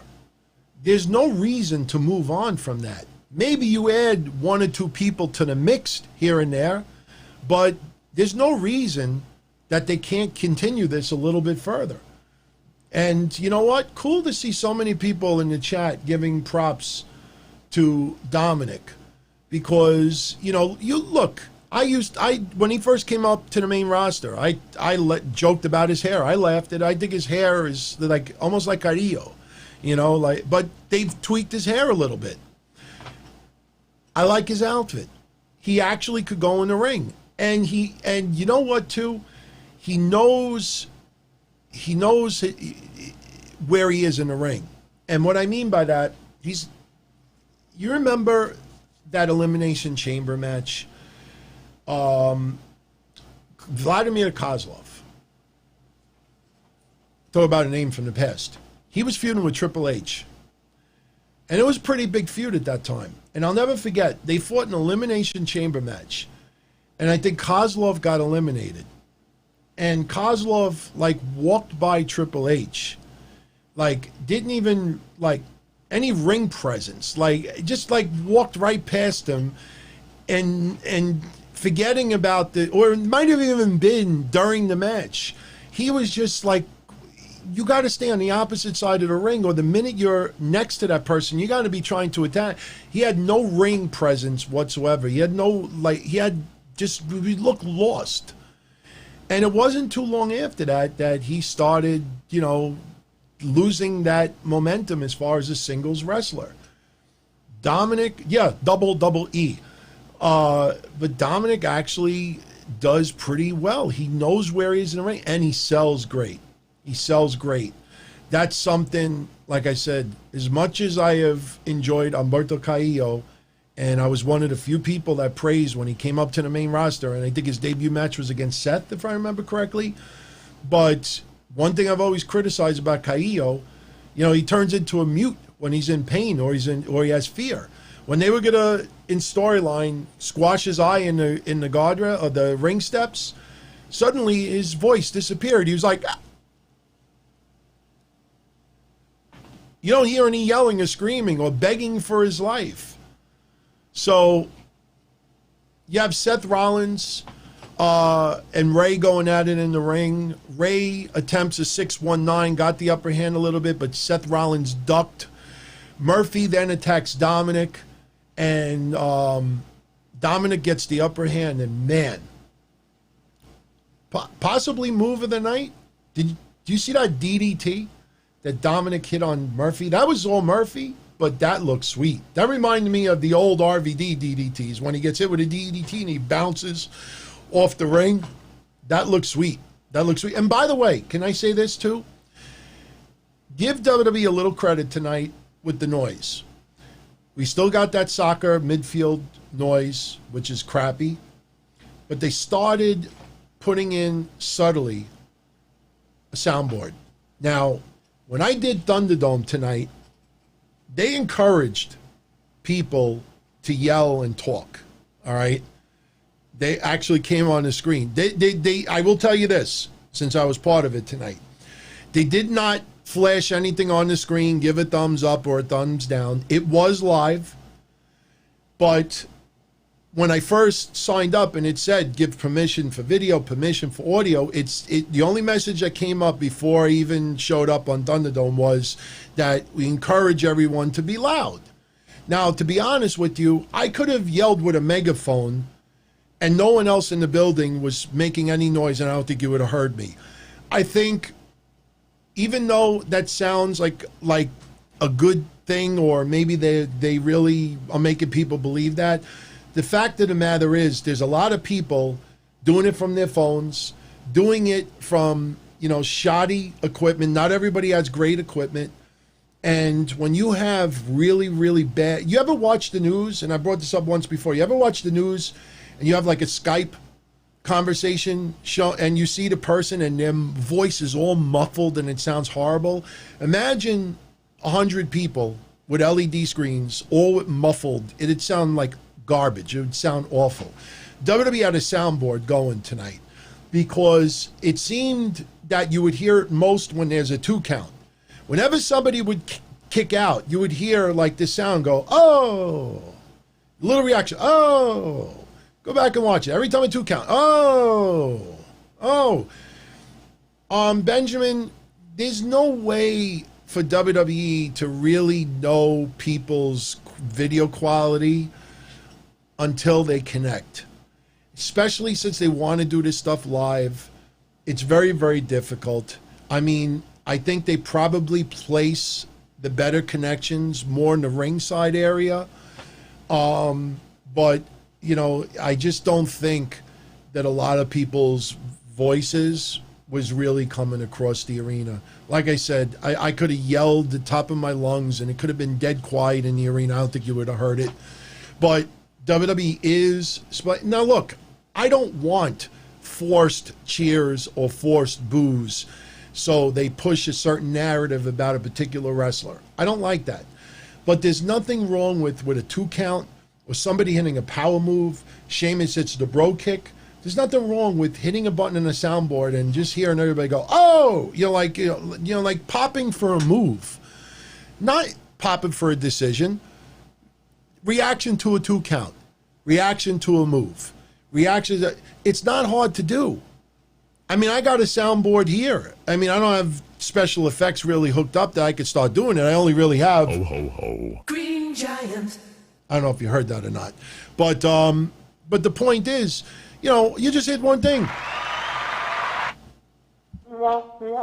You know, I got corny things, but I guarantee you, like, somebody with a soundboard, somebody kicks out at 2, hit the button. Somebody hits the bro kick, hit the button. It's not hard.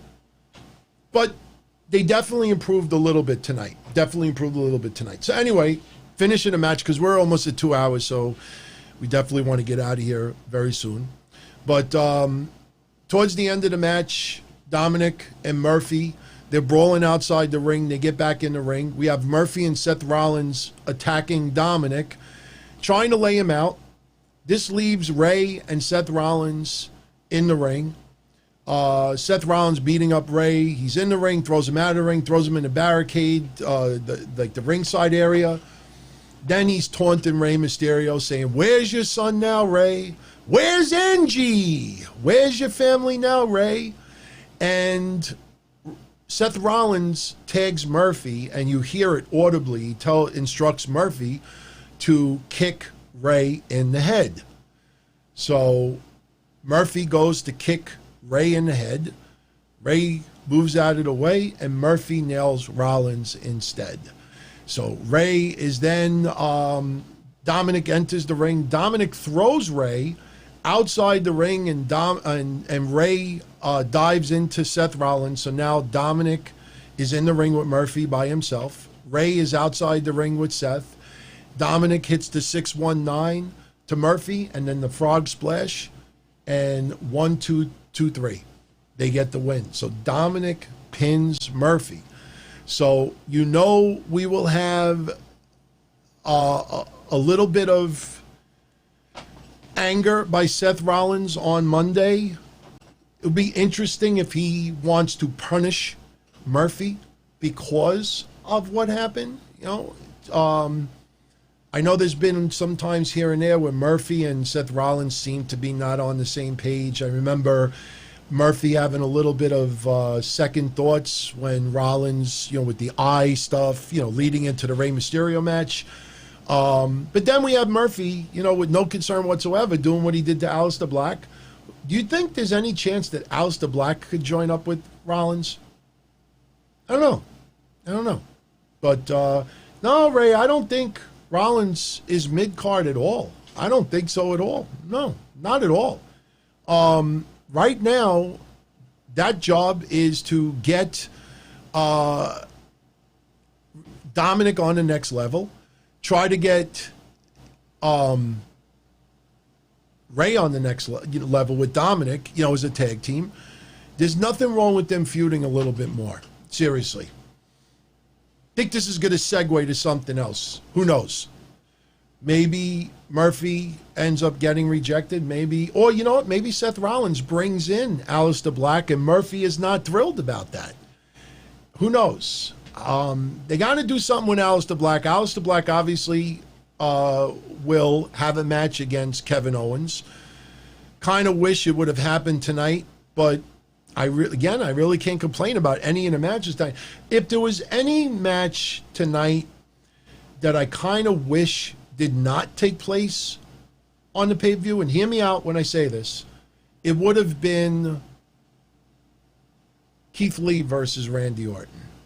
Because the match the other day got thrown out because of Drew McIntyre, or DQ finish, however you want to look at it. So, was there really payback for Keith Lee towards Randy Orton or vice versa? It was Drew McIntyre that got involved. So if anything, somebody should have wanted payback Drew McIntyre for doing what he did.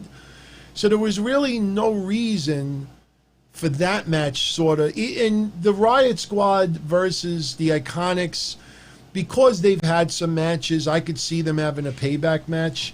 But personally, I would have rather have seen Aleister Black versus Kevin Owens on payback instead of Keith Lee versus Randy Orton, because that would have made more sense. Kevin Owens wants payback for Aleister Black for what he did to him on Raw.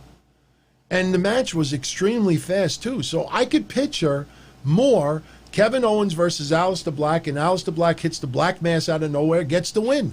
Kevin Owens loses no momentum with that. That match should have been on payback instead of Keith Lee versus Randy Orton. You could have had Keith Lee versus Randy Orton on Monday. So that's the only thing I would have changed, if you ask me. So now we get to the main event, and before we do that, couple of shout outs. First off, sorry, Anthony, like I said, spoilers. So Greg the Groove says he doesn't feel that Retribution needs to be involved with Roman Reigns. Let Roman Reigns be in the spotlight by himself, especially now that he's with Paul Heyman. And I'll be honest with you, you know, after how they used Roman Reigns tonight, I agree 100%. I don't think we're going to see Roman Reigns around 10 members of Retribution anytime soon. I don't think you can see Roman Reigns around 10 members of the WWE roster anytime soon. If you recall, I pointed out, and read into this, seriously. I'm always trying to look at things that a lot of people don't see. But if you take notice, Braun Strowman has only been around a couple of people for the last month or so. The Miz, Morrison, Drew Gulak for a hot second, Adam Pearce, a little Alexa Bliss, The Fiend, but not around a plethora of people. So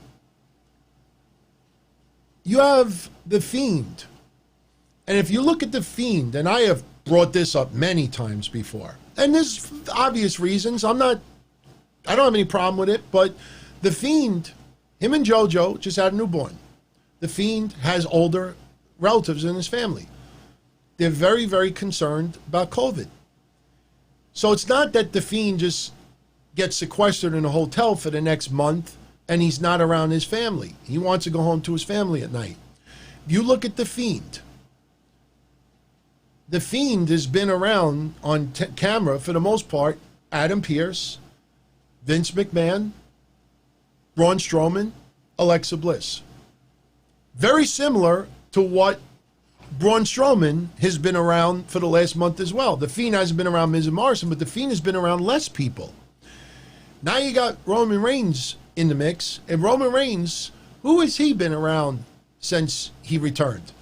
Braun Strowman, The Fiend, Adam Pearce, Paul Heyman. That's it. So we got to see where this goes from here. But because of COVID and because of Roman Reigns and The Fiend, especially with their families and newborns, they're going to be very, very cautious who they're around.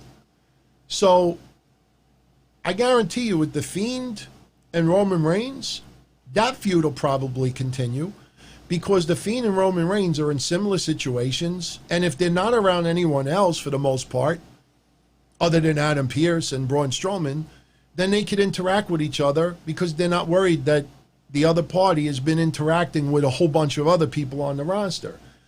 So, as far as Roman Reigns goes, and look, I already talked about this match tonight at the beginning of the show for about 10 minutes, maybe 15 minutes.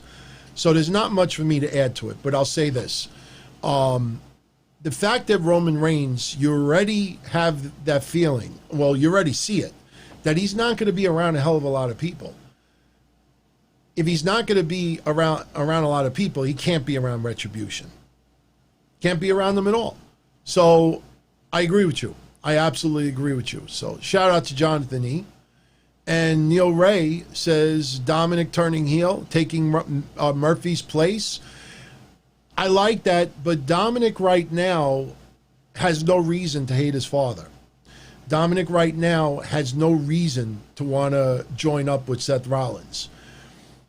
It almost feels like if you're going to kick Murphy out, someone else probably needs to come in right now, not Dominik. It doesn't make sense right now for Dominik to turn.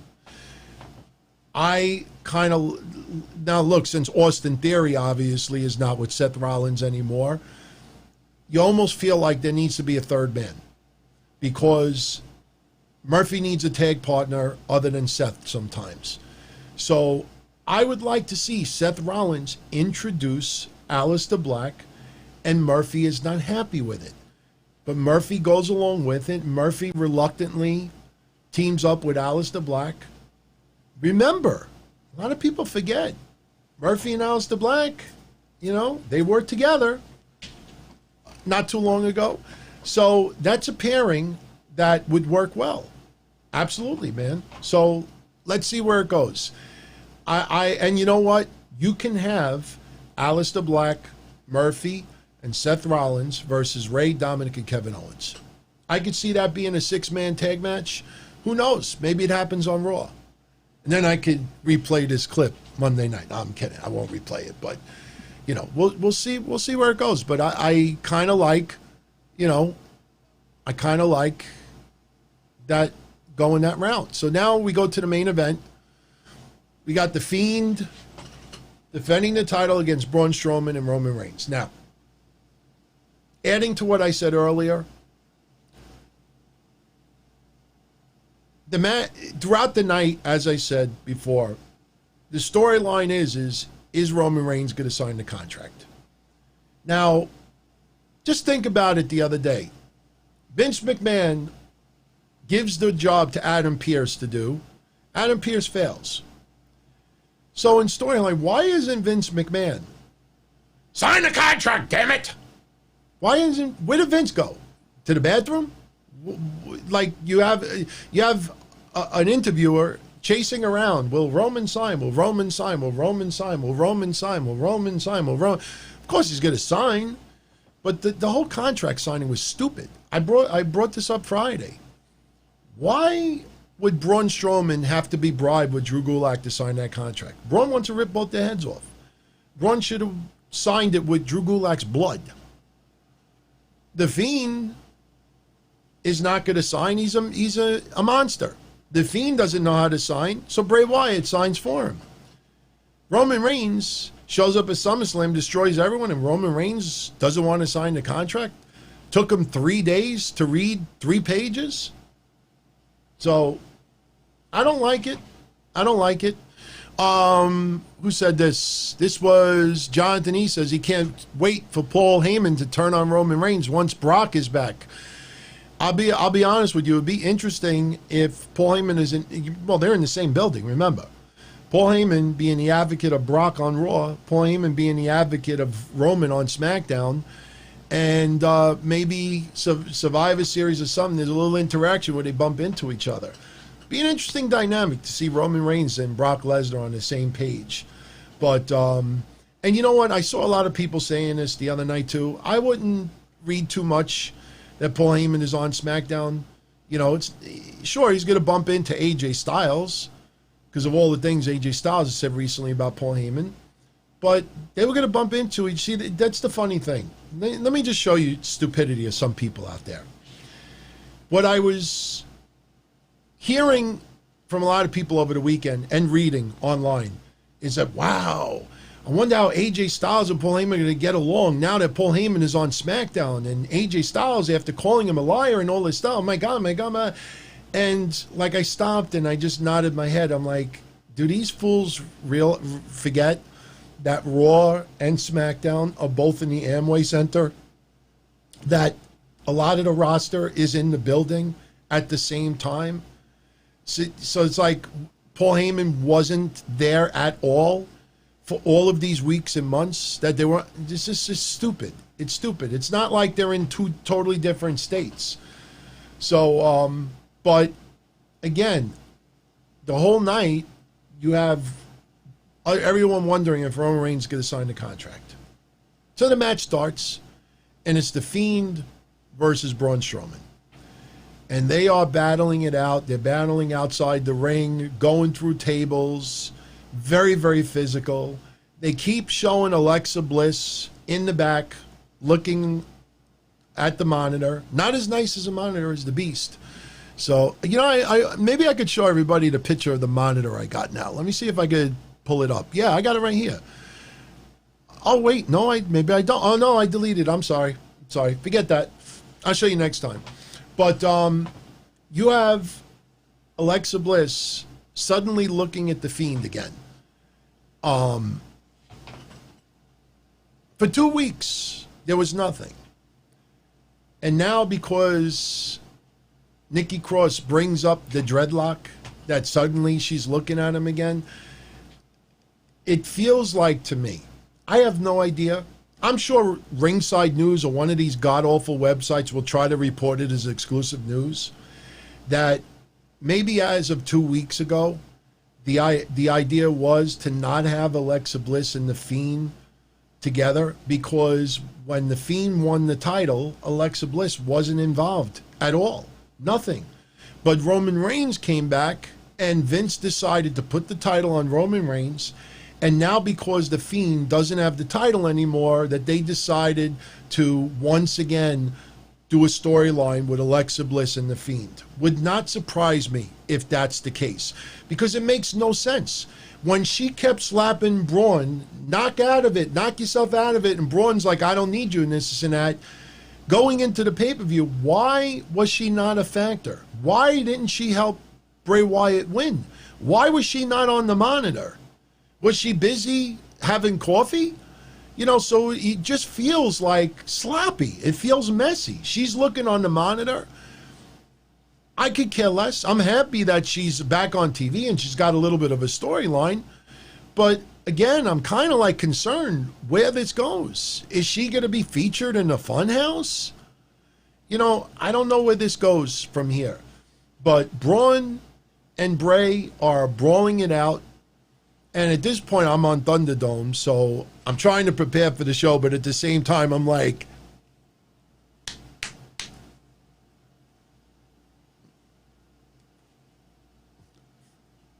that's what we were doing. And you could see everybody else doing that too. It was a lot of fun, though. But the whole match is just them two. Now, we get the Big Show Braun Strowman moment. We get the Big Show Lesnar moment. We have, I'm not doing the Thunderdome dance. So shout out to Doug Eaton, new subscriber. Thank you very much. And everyone out there, like I said, if you enjoy the show, give it a thumbs up. And if you haven't subscribed already, please do, because very near future, I'm going to start pre-recording things and put them online. And we're going to do a Q&A in about a week. So I'll put a thread up where everybody can leave their questions, and we'll do one episode of just nothing but Q&A. So we're going to definitely work on that. But Blunderdome. So they're brawling and beating the crap out of each other, and Alexa Bliss is in the back on the monitor. You know, personally, you know what I would have liked to do? Seen done? I know this is nitpicking. Maybe she did it and I didn't notice because I was busy.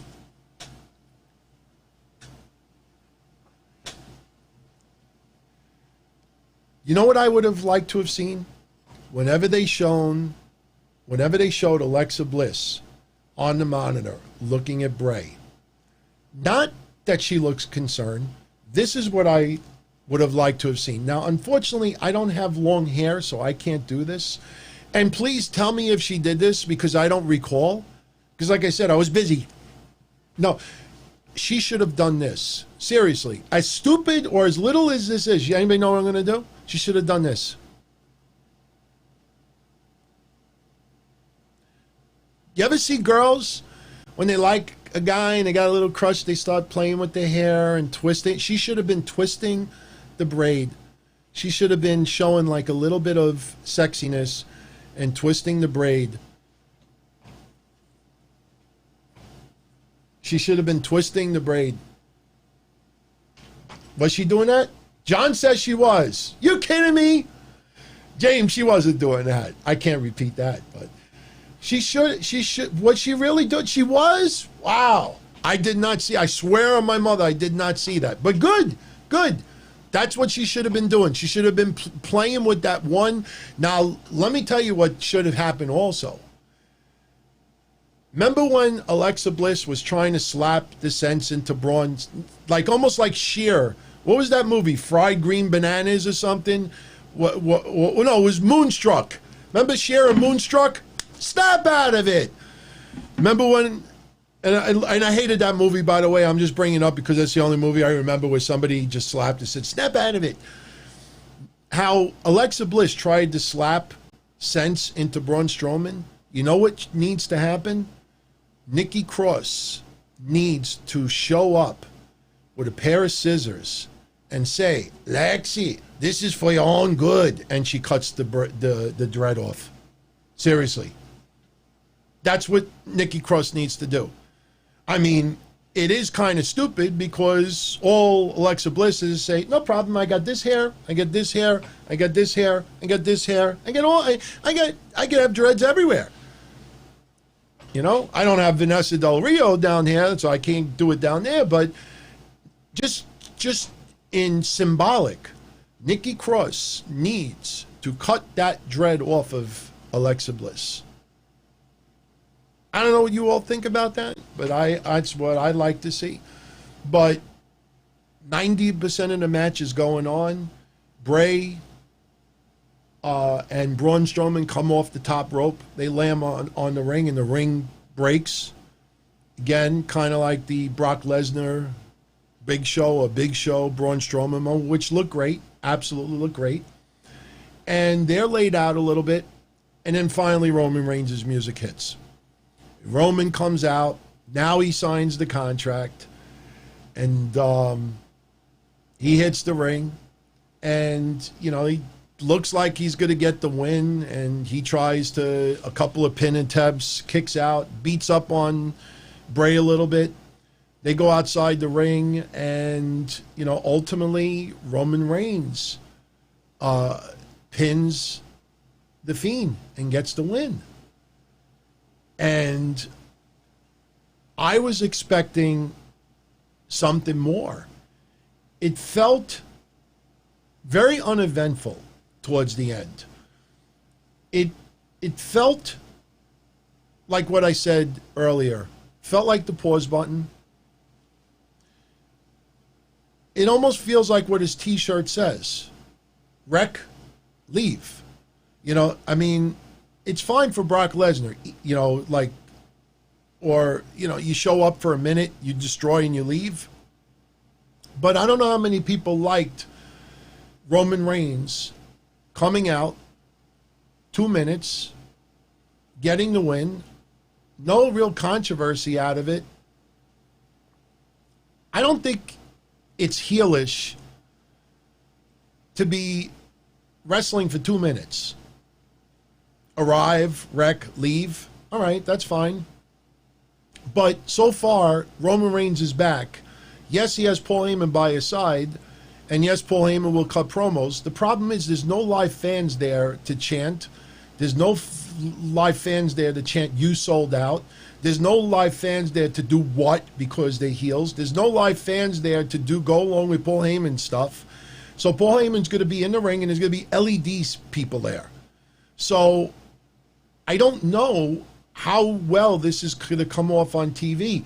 Look, mixing it up a little bit with Braun Strowman is fine with me. But I just don't know how well it's going to come across. I don't know what happens next. And you know what? That's probably a good thing. The fact that we have no idea what's going to happen next. I've been a wrestling fan since 1979, since I was a little kid. And I will tell you, whether it was the early 80s when I didn't understand pretty much anything going on, or the mid 80s when I started going to well, 83 is when I started really going to shows. But whether it's 80s, 90s, 2000, no matter what era it was, when you cannot predict what happens next, unless it's something you really are looking forward to, when you're not sure what happens next, that's usually when you have the best wrestling, when you're entertained. Maybe not necessarily the best wrestling, but that's when you're entertained, when you really don't know what's going to go on next. Now, the problem is with Retribution, there's no excuse for Retribution to be gone the last week. It doesn't make sense. It's stupid. They didn't do a storyline where they got arrested. They didn't show them, getting chased away. Why not just show security footage that they were trying to get into the building and the whole WWE roster is chasing them down the street? Why not do it? I mean, are the wrestlers that fragile that you can't tell them all, everybody go to the parking lot. We're going to do a skit. You're going to just chase Retribution down the block. Act like you're going for ice cream and you're running after the ice cream truck. All they had to do, security camera. Retribution is trying to get in the building. And you have the whole roster in the back. Everybody just running after Retribution in the parking lot and they run away. That's it. It would take literally a 2-minute segment to do. And they don't do that. Instead, no, we'll just have them, it's Sunday. Maybe they're very religious. They don't believe on working on Sunday. It's spaghetti day. They were tired. They ate and they fell asleep. It's so stupid. It's stupid. I know it's a pay-per-view and sometimes storylines don't advance on pay-per-views, but something as simple as a backstage vignette. Retribution's trying to get into the building and the roster chases them away in the parking lot. Is that so hard to do? So let's see what happens. Let's see what happens. Like I said, with Retribution, I'm not looking forward to anything except for the reveal. And Friday, we all talked about it. Would have been really fascinating if Paul Heyman was the leader of Retribution and Roman Reigns was their prize. Remember, when you look at even the NWO, Hogan was the big prize. When you look at factions, even Nexus, arguable, would you argue with me and I say that Wade Barrett was the leader of Nexus early on? Usually when you have a faction trying to cause havoc, there's usually a leader of it. And Paul Heyman could have been the microphone, the voice behind him, and you have Roman Reigns as your big grab, your prize grab. But now, since it seems like Roman Reigns is not going to interact with that many people there, you do not do that. So maybe my original idea of Shane McMahon being behind Retribution, maybe that still happens. Again, I've noticed it since week 1. Retribution showed up the same time as Raw Underground. I know I said it earlier. Retribution has never done anything to Raw Underground. The lights have never flickered when they were at Raw Underground. And some people pointed out, I don't know if it's true, I wasn't really paying that close of attention, but some of the people who are rumored to be part of Retribution were around the ring for Raw Underground. I don't know if that's true, but that might mean something. So we'll see. We will see. But with that said, the pay-per-view tonight on a scale of 1 to 10, I give it an 8. I give it an 8. I'm not thrilled with Roman Reigns showing up for 2 minutes. Not because he won, I'm fine with that. But I'm a little concerned where this goes next with Braun Strowman and The Fiend. Because it just feels like things that have been built up for the last 6 weeks are all now going to get all shotted because of this. Paul Heyman or not. Paul Heyman was also with Cesaro. People need to remember that. You know, I'm not saying that was a bad thing. I liked Paul Heyman with Cesaro. But just because Paul Heyman is attached with one person, that doesn't mean that the product suddenly is going to be magically delicious. You know, I want to see where it goes. But I don't want a great Roman Reigns, Paul Heyman, you know, situation. And in the process, Braun Strowman and The Fiend just have crap after this. So let's see what happens. But from top to bottom, there wasn't a bad match tonight. So that's why I give it an 8 on a scale of 1 to 10. My favorite match of the night, wow, I'll be honest with you. I kind of, boy, that's rough. You know what? Let me pull up. Let me look at this again. Let me see these matches. Yeah, I got to tell you. You know, it's either going to be the Mysterios versus Rollins and Murphy or the main event. You know what? I'll go with the main event. I'll go with the main event because Bray and Braun beat the crap out of each other, and it was very entertaining. And the main event match was shorter than it should have been. But I enjoy it. I'll tell you, Big E versus Sheamus was a lot of fun as well. Now, you know what? I'm going to do, like I said, I should have stuck with my original Lashley prediction Friday. Then I would have been perfect tonight. Predicted every match right. You know what? I'm going to go with the Mysterios versus Rollins and Murphy. And the only reason why I'm going to go with that match is because it told a really good story. Everything made sense. Everything made sense. You know, I always remember, like Adam Cole and Pat McAfee, after all of that heat, the first thing they did when they locked up at TakeOver was a collar and elbow tie-up. Instead of just wailing on each other, the first thing they do is a collar and elbow tie-up. You know, they tie up. And I was like, come on, man. I used to complain about that on my wrestling hotlines in the 90s. Oh, I can't wait to beat you up. I'm going to kill you. I'm going to beat the crap out of you. Oh, I'm going to make you bleed. And then as soon as they get in the ring to get a collar and elbow tie-up, or, you know, a headlock, or an arm lock. Get the hell, give me a break. So, you know, the whole match tonight, everything made sense. The moves that needed to be done were done. You didn't have somebody doing a stupid move, you know, that just didn't make sense. I really thought that was a really fun match. So I am going to go with the Mysterios versus Rollins and Murphy. The worst match of the night? Oof. Man, I would have to say IIconics versus the Riott Squad. Riott Squad were fine. Billy Kay even was average today. But, you know what? It was I don't want to say it was the worst match of the night. It was my least liked match of the night. And you know what? It was technically kickoff, so maybe we can't even include it on the kickoff. So let me go through these matches again. We won't include that match. So you know what? I'll go with Keith Lee versus Randy Orton. Only because it didn't seem to make sense on the card. Payback for what? Payback for somebody else getting involved on Monday? Wait.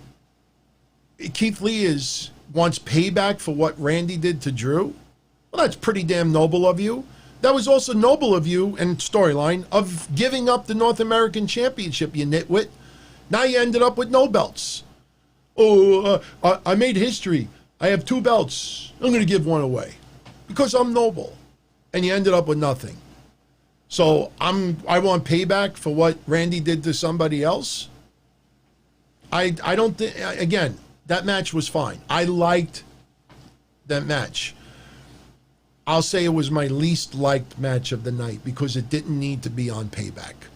So, anyway, let me know what you all thought of the card tonight. Post your comments on YouTube. And like I said, I respond to as many as I possibly can. Yeah, and it was also a short-ass match. But you know what? It needed to be. Because Keith Lee hitting that move out of nowhere and Randy losing, anybody could be incapacitated for 3 seconds with the right move. So it's basically, Keith Lee hit a move out of nowhere and caught Randy off guard. And you know what? Randy will probably cut that promo on Monday. So Somebody loves Reigns as champ. All right, let's see who this is. Somebody loves Reigns as champ. Who is this? Ibrahim. I can't complain.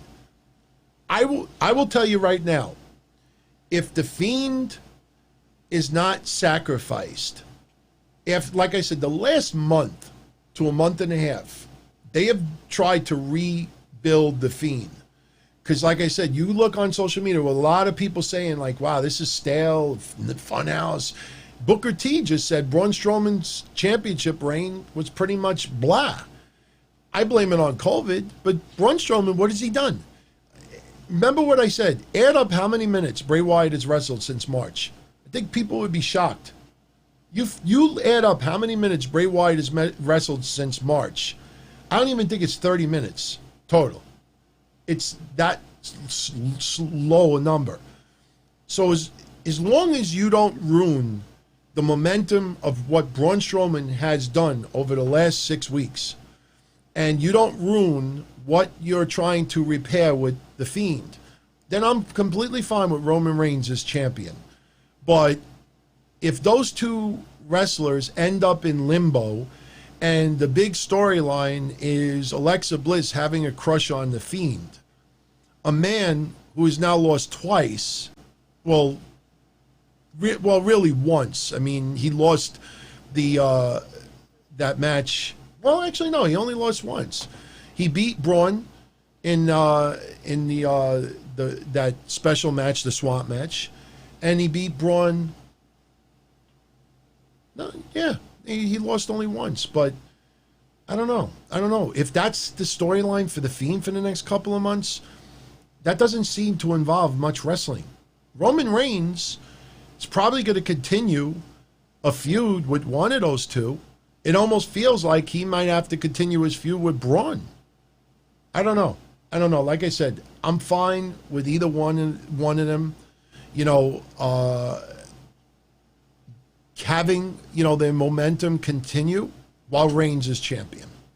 But if that momentum comes to a halt, I'm telling you, you're going to have more and more people saying what I was worried about last week, that it feels like Vince pushed the pause button in March, can't no longer have Reigns beat Goldberg, pause the button, and the minute of Roman Reigns called up Vince, I'm ready to come back, but part-time, all right, unpause it, and picked up where he left off with Roman Reigns. And it's like, to hell of everything we built with Braun Strowman and Bray Wyatt for the last month and a half. So let's see where it goes. And I'll say this too. If Braun Strowman and Bray Wyatt a month from now, if we come back here a month from now and we say, man, Braun Strowman and Bray Wyatt for the last month has sucked, you can't blame Roman Reigns for this. You got to blame WWE for this. Because Roman Reigns did not tell Vince, you got to put them a step back. This is all on WWE. So I don't think anybody out there should blame Roman Reigns for any momentum lost by the Fiend or Braun Strowman as a result of Reigns returning. You blame that on WWE. So anyway, everybody, I'm out of here. We had a crazy week last week. Think about that. Did 3 podcasts last Sunday, Monday. We did Wednesday, Night Dynamite. We did 4 hours on Friday, and then 2.5 hours today. Crazy, crazy, crazy. So before I go, I have one more question to answer tonight. Ibrahim also asks, who is my favorite WWE superstar right now? Well, for the longest, Keith Lee was my favorite on the NXT roster. And then Dexter Lumis took that place, even though they haven't done as much lately with Dexter Lumis, but apparently because of ankle injury. So I say Dexter Lumis on NXT. For Raw right now, I tell you, it's really difficult to have anybody stand out, but I have always enjoyed Kevin Owens. It's funny because when he first came up to that roster, people remember Owens always chewing all the time. Everything that he does on the mic, in the ring, he's lost a couple extra pounds. I don't know. I got to be honest. I kind of lean towards Kevin Owens. If I don't choose Kevin Owens, then I choose Asuka. So Asuka, Kevin Owens would be probably tied for first. That's who I would choose. As far as SmackDown, I would go with, I tell you, man, I've liked Braun Strowman for the last month. He has cut the best promos of his career. He's in phenomenal shape, but WWE has really not utilized him all that spectacular. So, and SmackDown has been a mixed bag for the longest. So SmackDown, does anybody really? I probably would still go with the Fiend, only because you can't blame him for how he's utilized on TV. He's great as the Fiend. He's great as Bray Wyatt. I like the Firefly Funhouse stuff. Just the fact is that not a lot of people are utilized that much. Sonya Deville, I absolutely loved on SmackDown, but she's not there right now because of everything that happened in her personal life. So, yeah, that's what I would go with. That's who I would go with right now. And it's interesting because a month from now might be totally different. I have liked Raw Underground since day one. I want to see if my idea from a month ago happens. I just picture to myself what it would look like if Shane McMahon, Raw Underground, and Retribution all were intertwined with each other. I don't know, because right now, again, Retribution, the only thing I'm looking forward to is the reveal. Who is the leader of Retribution? You give me a whole bunch of NXT people, I'm not going to be happy. Oh my God, it's Dijakovic. Oh my God, it's Mia Yim. Oh my God, it's blah, blah, blah, blah. It's got to be a major, there's got to be a head to this sneak. And it's got to be a big name. We'll see. Not that I have any problem with any of those people being in Retribution, but there's got to be a big head to the snake. It's got to be a big head to the snake. And again, remember my original idea. Triple H represents NXT. Stephanie represents Raw and SmackDown.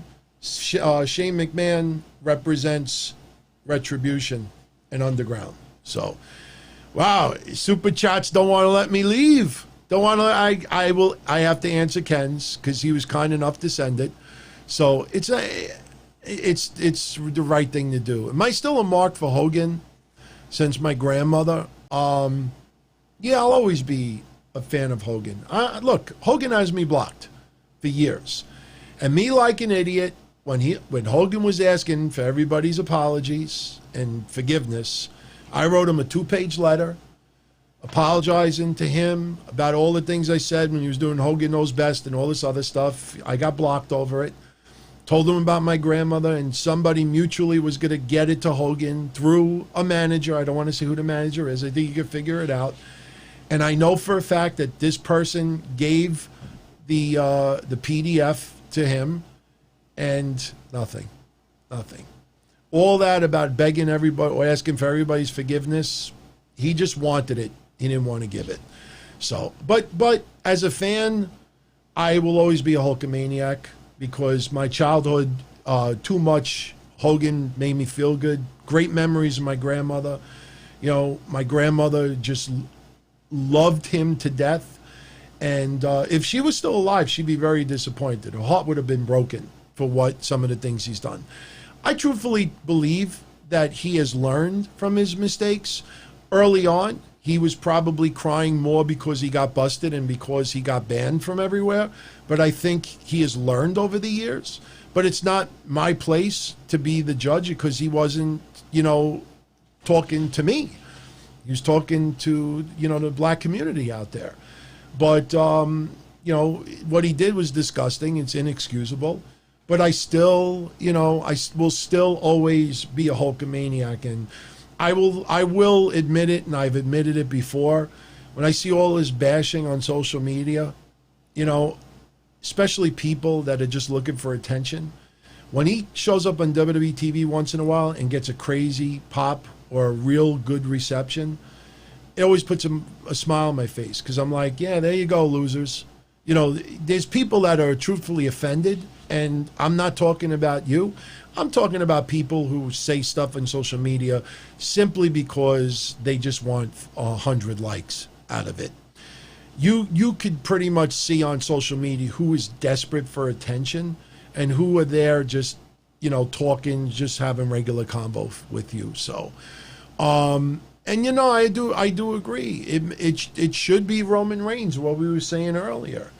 But it does not feel like Roman Reigns is going to be around a lot of people.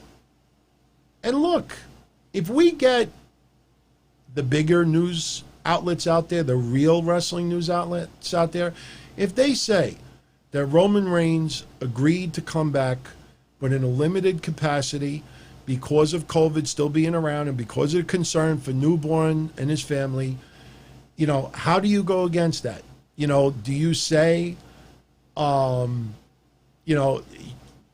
shouldn't be champion then? It's if that comes out, or if he does an interview, because he'll be being interviewed by Sports Illustrated and some of these outlets. If he admits that in an interview, like, look, I agreed to come back, but in a limited capacity right now. Look at Sami Zayn. Sami Zayn came back too. So people are starting to feel more comfortable to come back. If that's revealed, honestly, I don't think anybody should really have a problem with it. I'd rather have some of something than none of it at all. So, Jonathan wants to know who should be the next WWE champion on Raw. Boy, I know you're not going to like this, but I think Drew McIntyre should still be champion until Survivor Series. My prediction a month and a half ago, was that somebody had asked me, when do I think live fans will be able to return to WWE events and, enough of them? I said Survivor Series. Amway Center deal is only until the end of October. So Survivor Series is in November, so that prediction could still happen.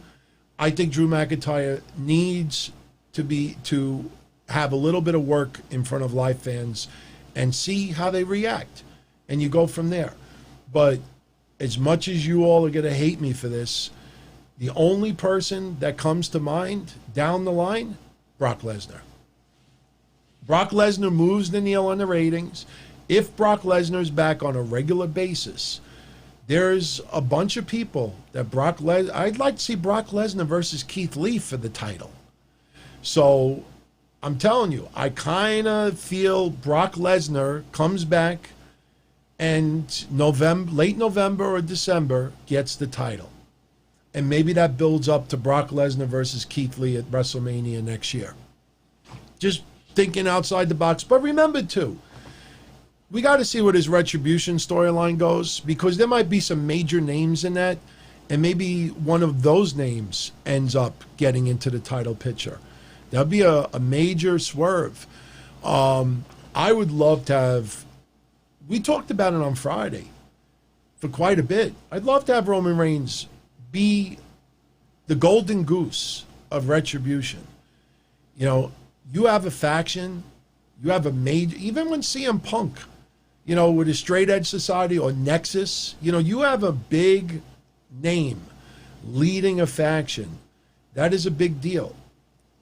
Roman Reigns don't have to be the mic for Retribution, but, if Retribution would have helped Roman Reigns win tonight, and Paul Heyman was the leader of Retribution, or the figurehead of it, and he was leading a movement because WWE's outdated and this and that, I could have gotten behind that. That would have made sense. Some people would have said Paul Heyman being fired from Raw and he got this faction together. It would have made sense.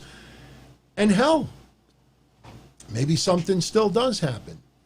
But we got to wait now. We got to wait and see. But, man, to just have Retribution disappear for a week, that's awful. Like I said, you could have just simply had the WWE roster chase them away, and everybody would have been fine with that. So, and for you, Dayhawk, one more time. Ho, ho, ho. Green Giant. I think Braun Strowman has earned the right over the last month to a month and a half that we don't play that towards him. I'll play it if you want me to. But Braun Strowman is done in the role that he's been put in for the last month to a month and a half. Might be my favorite work that he's done. His promos are believable. You know, him not giving a crap about Alexa Bliss is believable storyline-wise. I can't complain. I cannot complain. All right, one more time. Ho, ho, ho. All right, everybody's cheering. Okay, you can cheer while you do it, too. Ho, ho, ho. Green Giant. I don't think anybody really... I mean, look, if people are complaining still on Twitter about Braun Strowman the last month to a month and a half, it's just trying to get attention. I don't think you really could complain about anything with Braun Strowman. But again, where do you go from here? Does Nikki Cross align herself with Braun Strowman to try to make... Does Nikki Cross try to get Braun Strowman jealous because we all thought that Braun Strowman had a crush on Alexa Bliss, that Nikki Cross tries to go with Braun Strowman while Alexa Bliss goes with The Fiend? Does Nikki Cross do that to try to get Alexa jealous? Did I just, back myself into an idea? I have no idea. I don't know if I even want to see that, to be honest with you. So, I don't know. We'll see. Can't do Affleck tonight. Honestly, before... when I got a little loud, I could swear I heard the person upstairs, bang something. I know the person upstairs from me, this is their living room. And I had a conversation. I'm going to say one thing and then I'm going to go. About 3 or 4 years ago, I saw my neighbor upstairs. For about 6, 7 years, every time I would see him, he's an older man. He's probably about 75. I see his health is really... degenerated over the last 2 years. But for about 5, 6, 7 years, every time I would walk past him, going to my car or something, I'd be like, good morning, good afternoon. He would never, ever say anything to me. And I used to always say to myself, why does this guy have an attitude to me? I never did anything to him or nothing. So 6, 7 years. So anyway, I asked my maintenance man, and he says, no, I have no idea. He says, the guy's a really nice guy. So one day, I know what happened. One day, I was walking to my door to go into my place. And he was walking in also. So I started walking slow to let him go first. And when he opened the door, when you open the door and then you turn around to close it, he turns around and he sees me walking up to the door, and I'm about 15 feet away. And instead of holding the door open for me, he closes it. And he's in the hallway. So now I got to take my keys out and open my door. And I'm saying to myself, why is this guy so angry with me? So anyway, I opened the door. And I just said to him, I'm like, listen, can I just ask you a quick question? He's like, yeah. I was like, are you mad at me about something? He's like, can I be honest with you? And I said, yeah. He says, for the last 6 or 7 years, I haven't been able to sleep on Monday nights. I said, are you kidding me? He says, I hear everything. And it ends up that I used to do the shows from my bedroom. I used to do the shows from my bedroom because it was audio only. I'd lay in my bed and do the shows. A lot easier. Like I said, everybody complains about me doing all this video stuff, but when I was doing audio only, I'd lay in my bed with, microphone and I'm relaxed. And so my bedroom is right below his. And he said that whenever I did my shows, he couldn't sleep till 1, 2 o'clock in the morning because I was so loud. And I said to him, I said, why didn't you tell me? He says, because you have every right to do that. And I'm like, I felt so bad. So what I did was I got him a bunch of bottles of wine. And even though I only started doing video in January, I moved all of my equipment in this extra room. I'm below his living room. And he said to me, he goes, I'm not in my living room at night. Apparently tonight he might have been.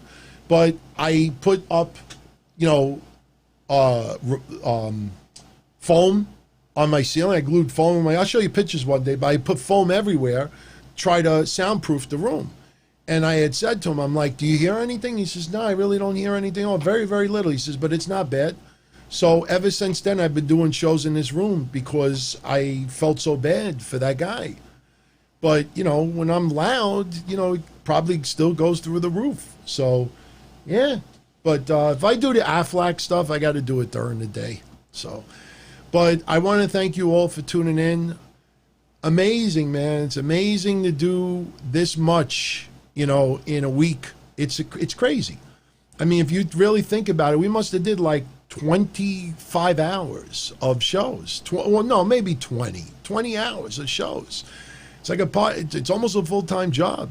But I had fun tonight. I enjoyed Payback. I enjoyed doing Thunderdome. If you're contemplating on doing it, do it. I think you'll have a lot of fun. And you know what? Like I said, I didn't even register for tonight. I registered for last week's Smackdown. And next thing I know, I get the acceptance for Smackdown, but I couldn't do it because I got home late. And I had other things going on. And the next thing I know, Saturday, I get an invite for Payback. And I'm like, I didn't register for Payback. So I posted it, and I'm like, all right, maybe it was a mistake. And I figured, okay, maybe it was a mistake. And then tonight, for the main, plus they told me 9:15 just for the main event. So I was like, all right. I checked with someone that I know, and he was telling me that they're vetting a little bit more thorough. That's why you didn't have any jackasses tonight, from what I understand. And 9:15, I log on, and there I am. I'm like, oh, okay. So who knows? I might get invitations for more events without requiring it. I think WWE, for some people, are going to use some people that they can trust, that they know is not going to go into business for themselves. I will tell you this. The person I talked to, just so you know, the person I talked to, that I said to him, I said, is this legit? I said, I don't know if you could find out. And he's like, yeah, they're doing vetting. They're inviting some people that they think they could trust that, do a little stuff online. He says, but you got to do one thing. And I said, what's that? He says, you got to remove the AEW stuff from behind you. So if you notice, my camera's a little lower tonight. The AEW sign is knocked out. And if you notice, I had to cover the MJF sign with The Undertaker. And this MJF sign, I had to take it out of there as well. So that's what happened tonight with Thunderdome. In return, no AEW stuff. So, which I don't think it's a big deal. I didn't think that was a big deal. So, all right, everybody, post your thanks Shaheen for that, because I told Shaheen, Nuclear Heat Graphics, I said, look, could you start making me new boxes with a bigger video screen? If you notice, the video screen is about, at least a third bigger.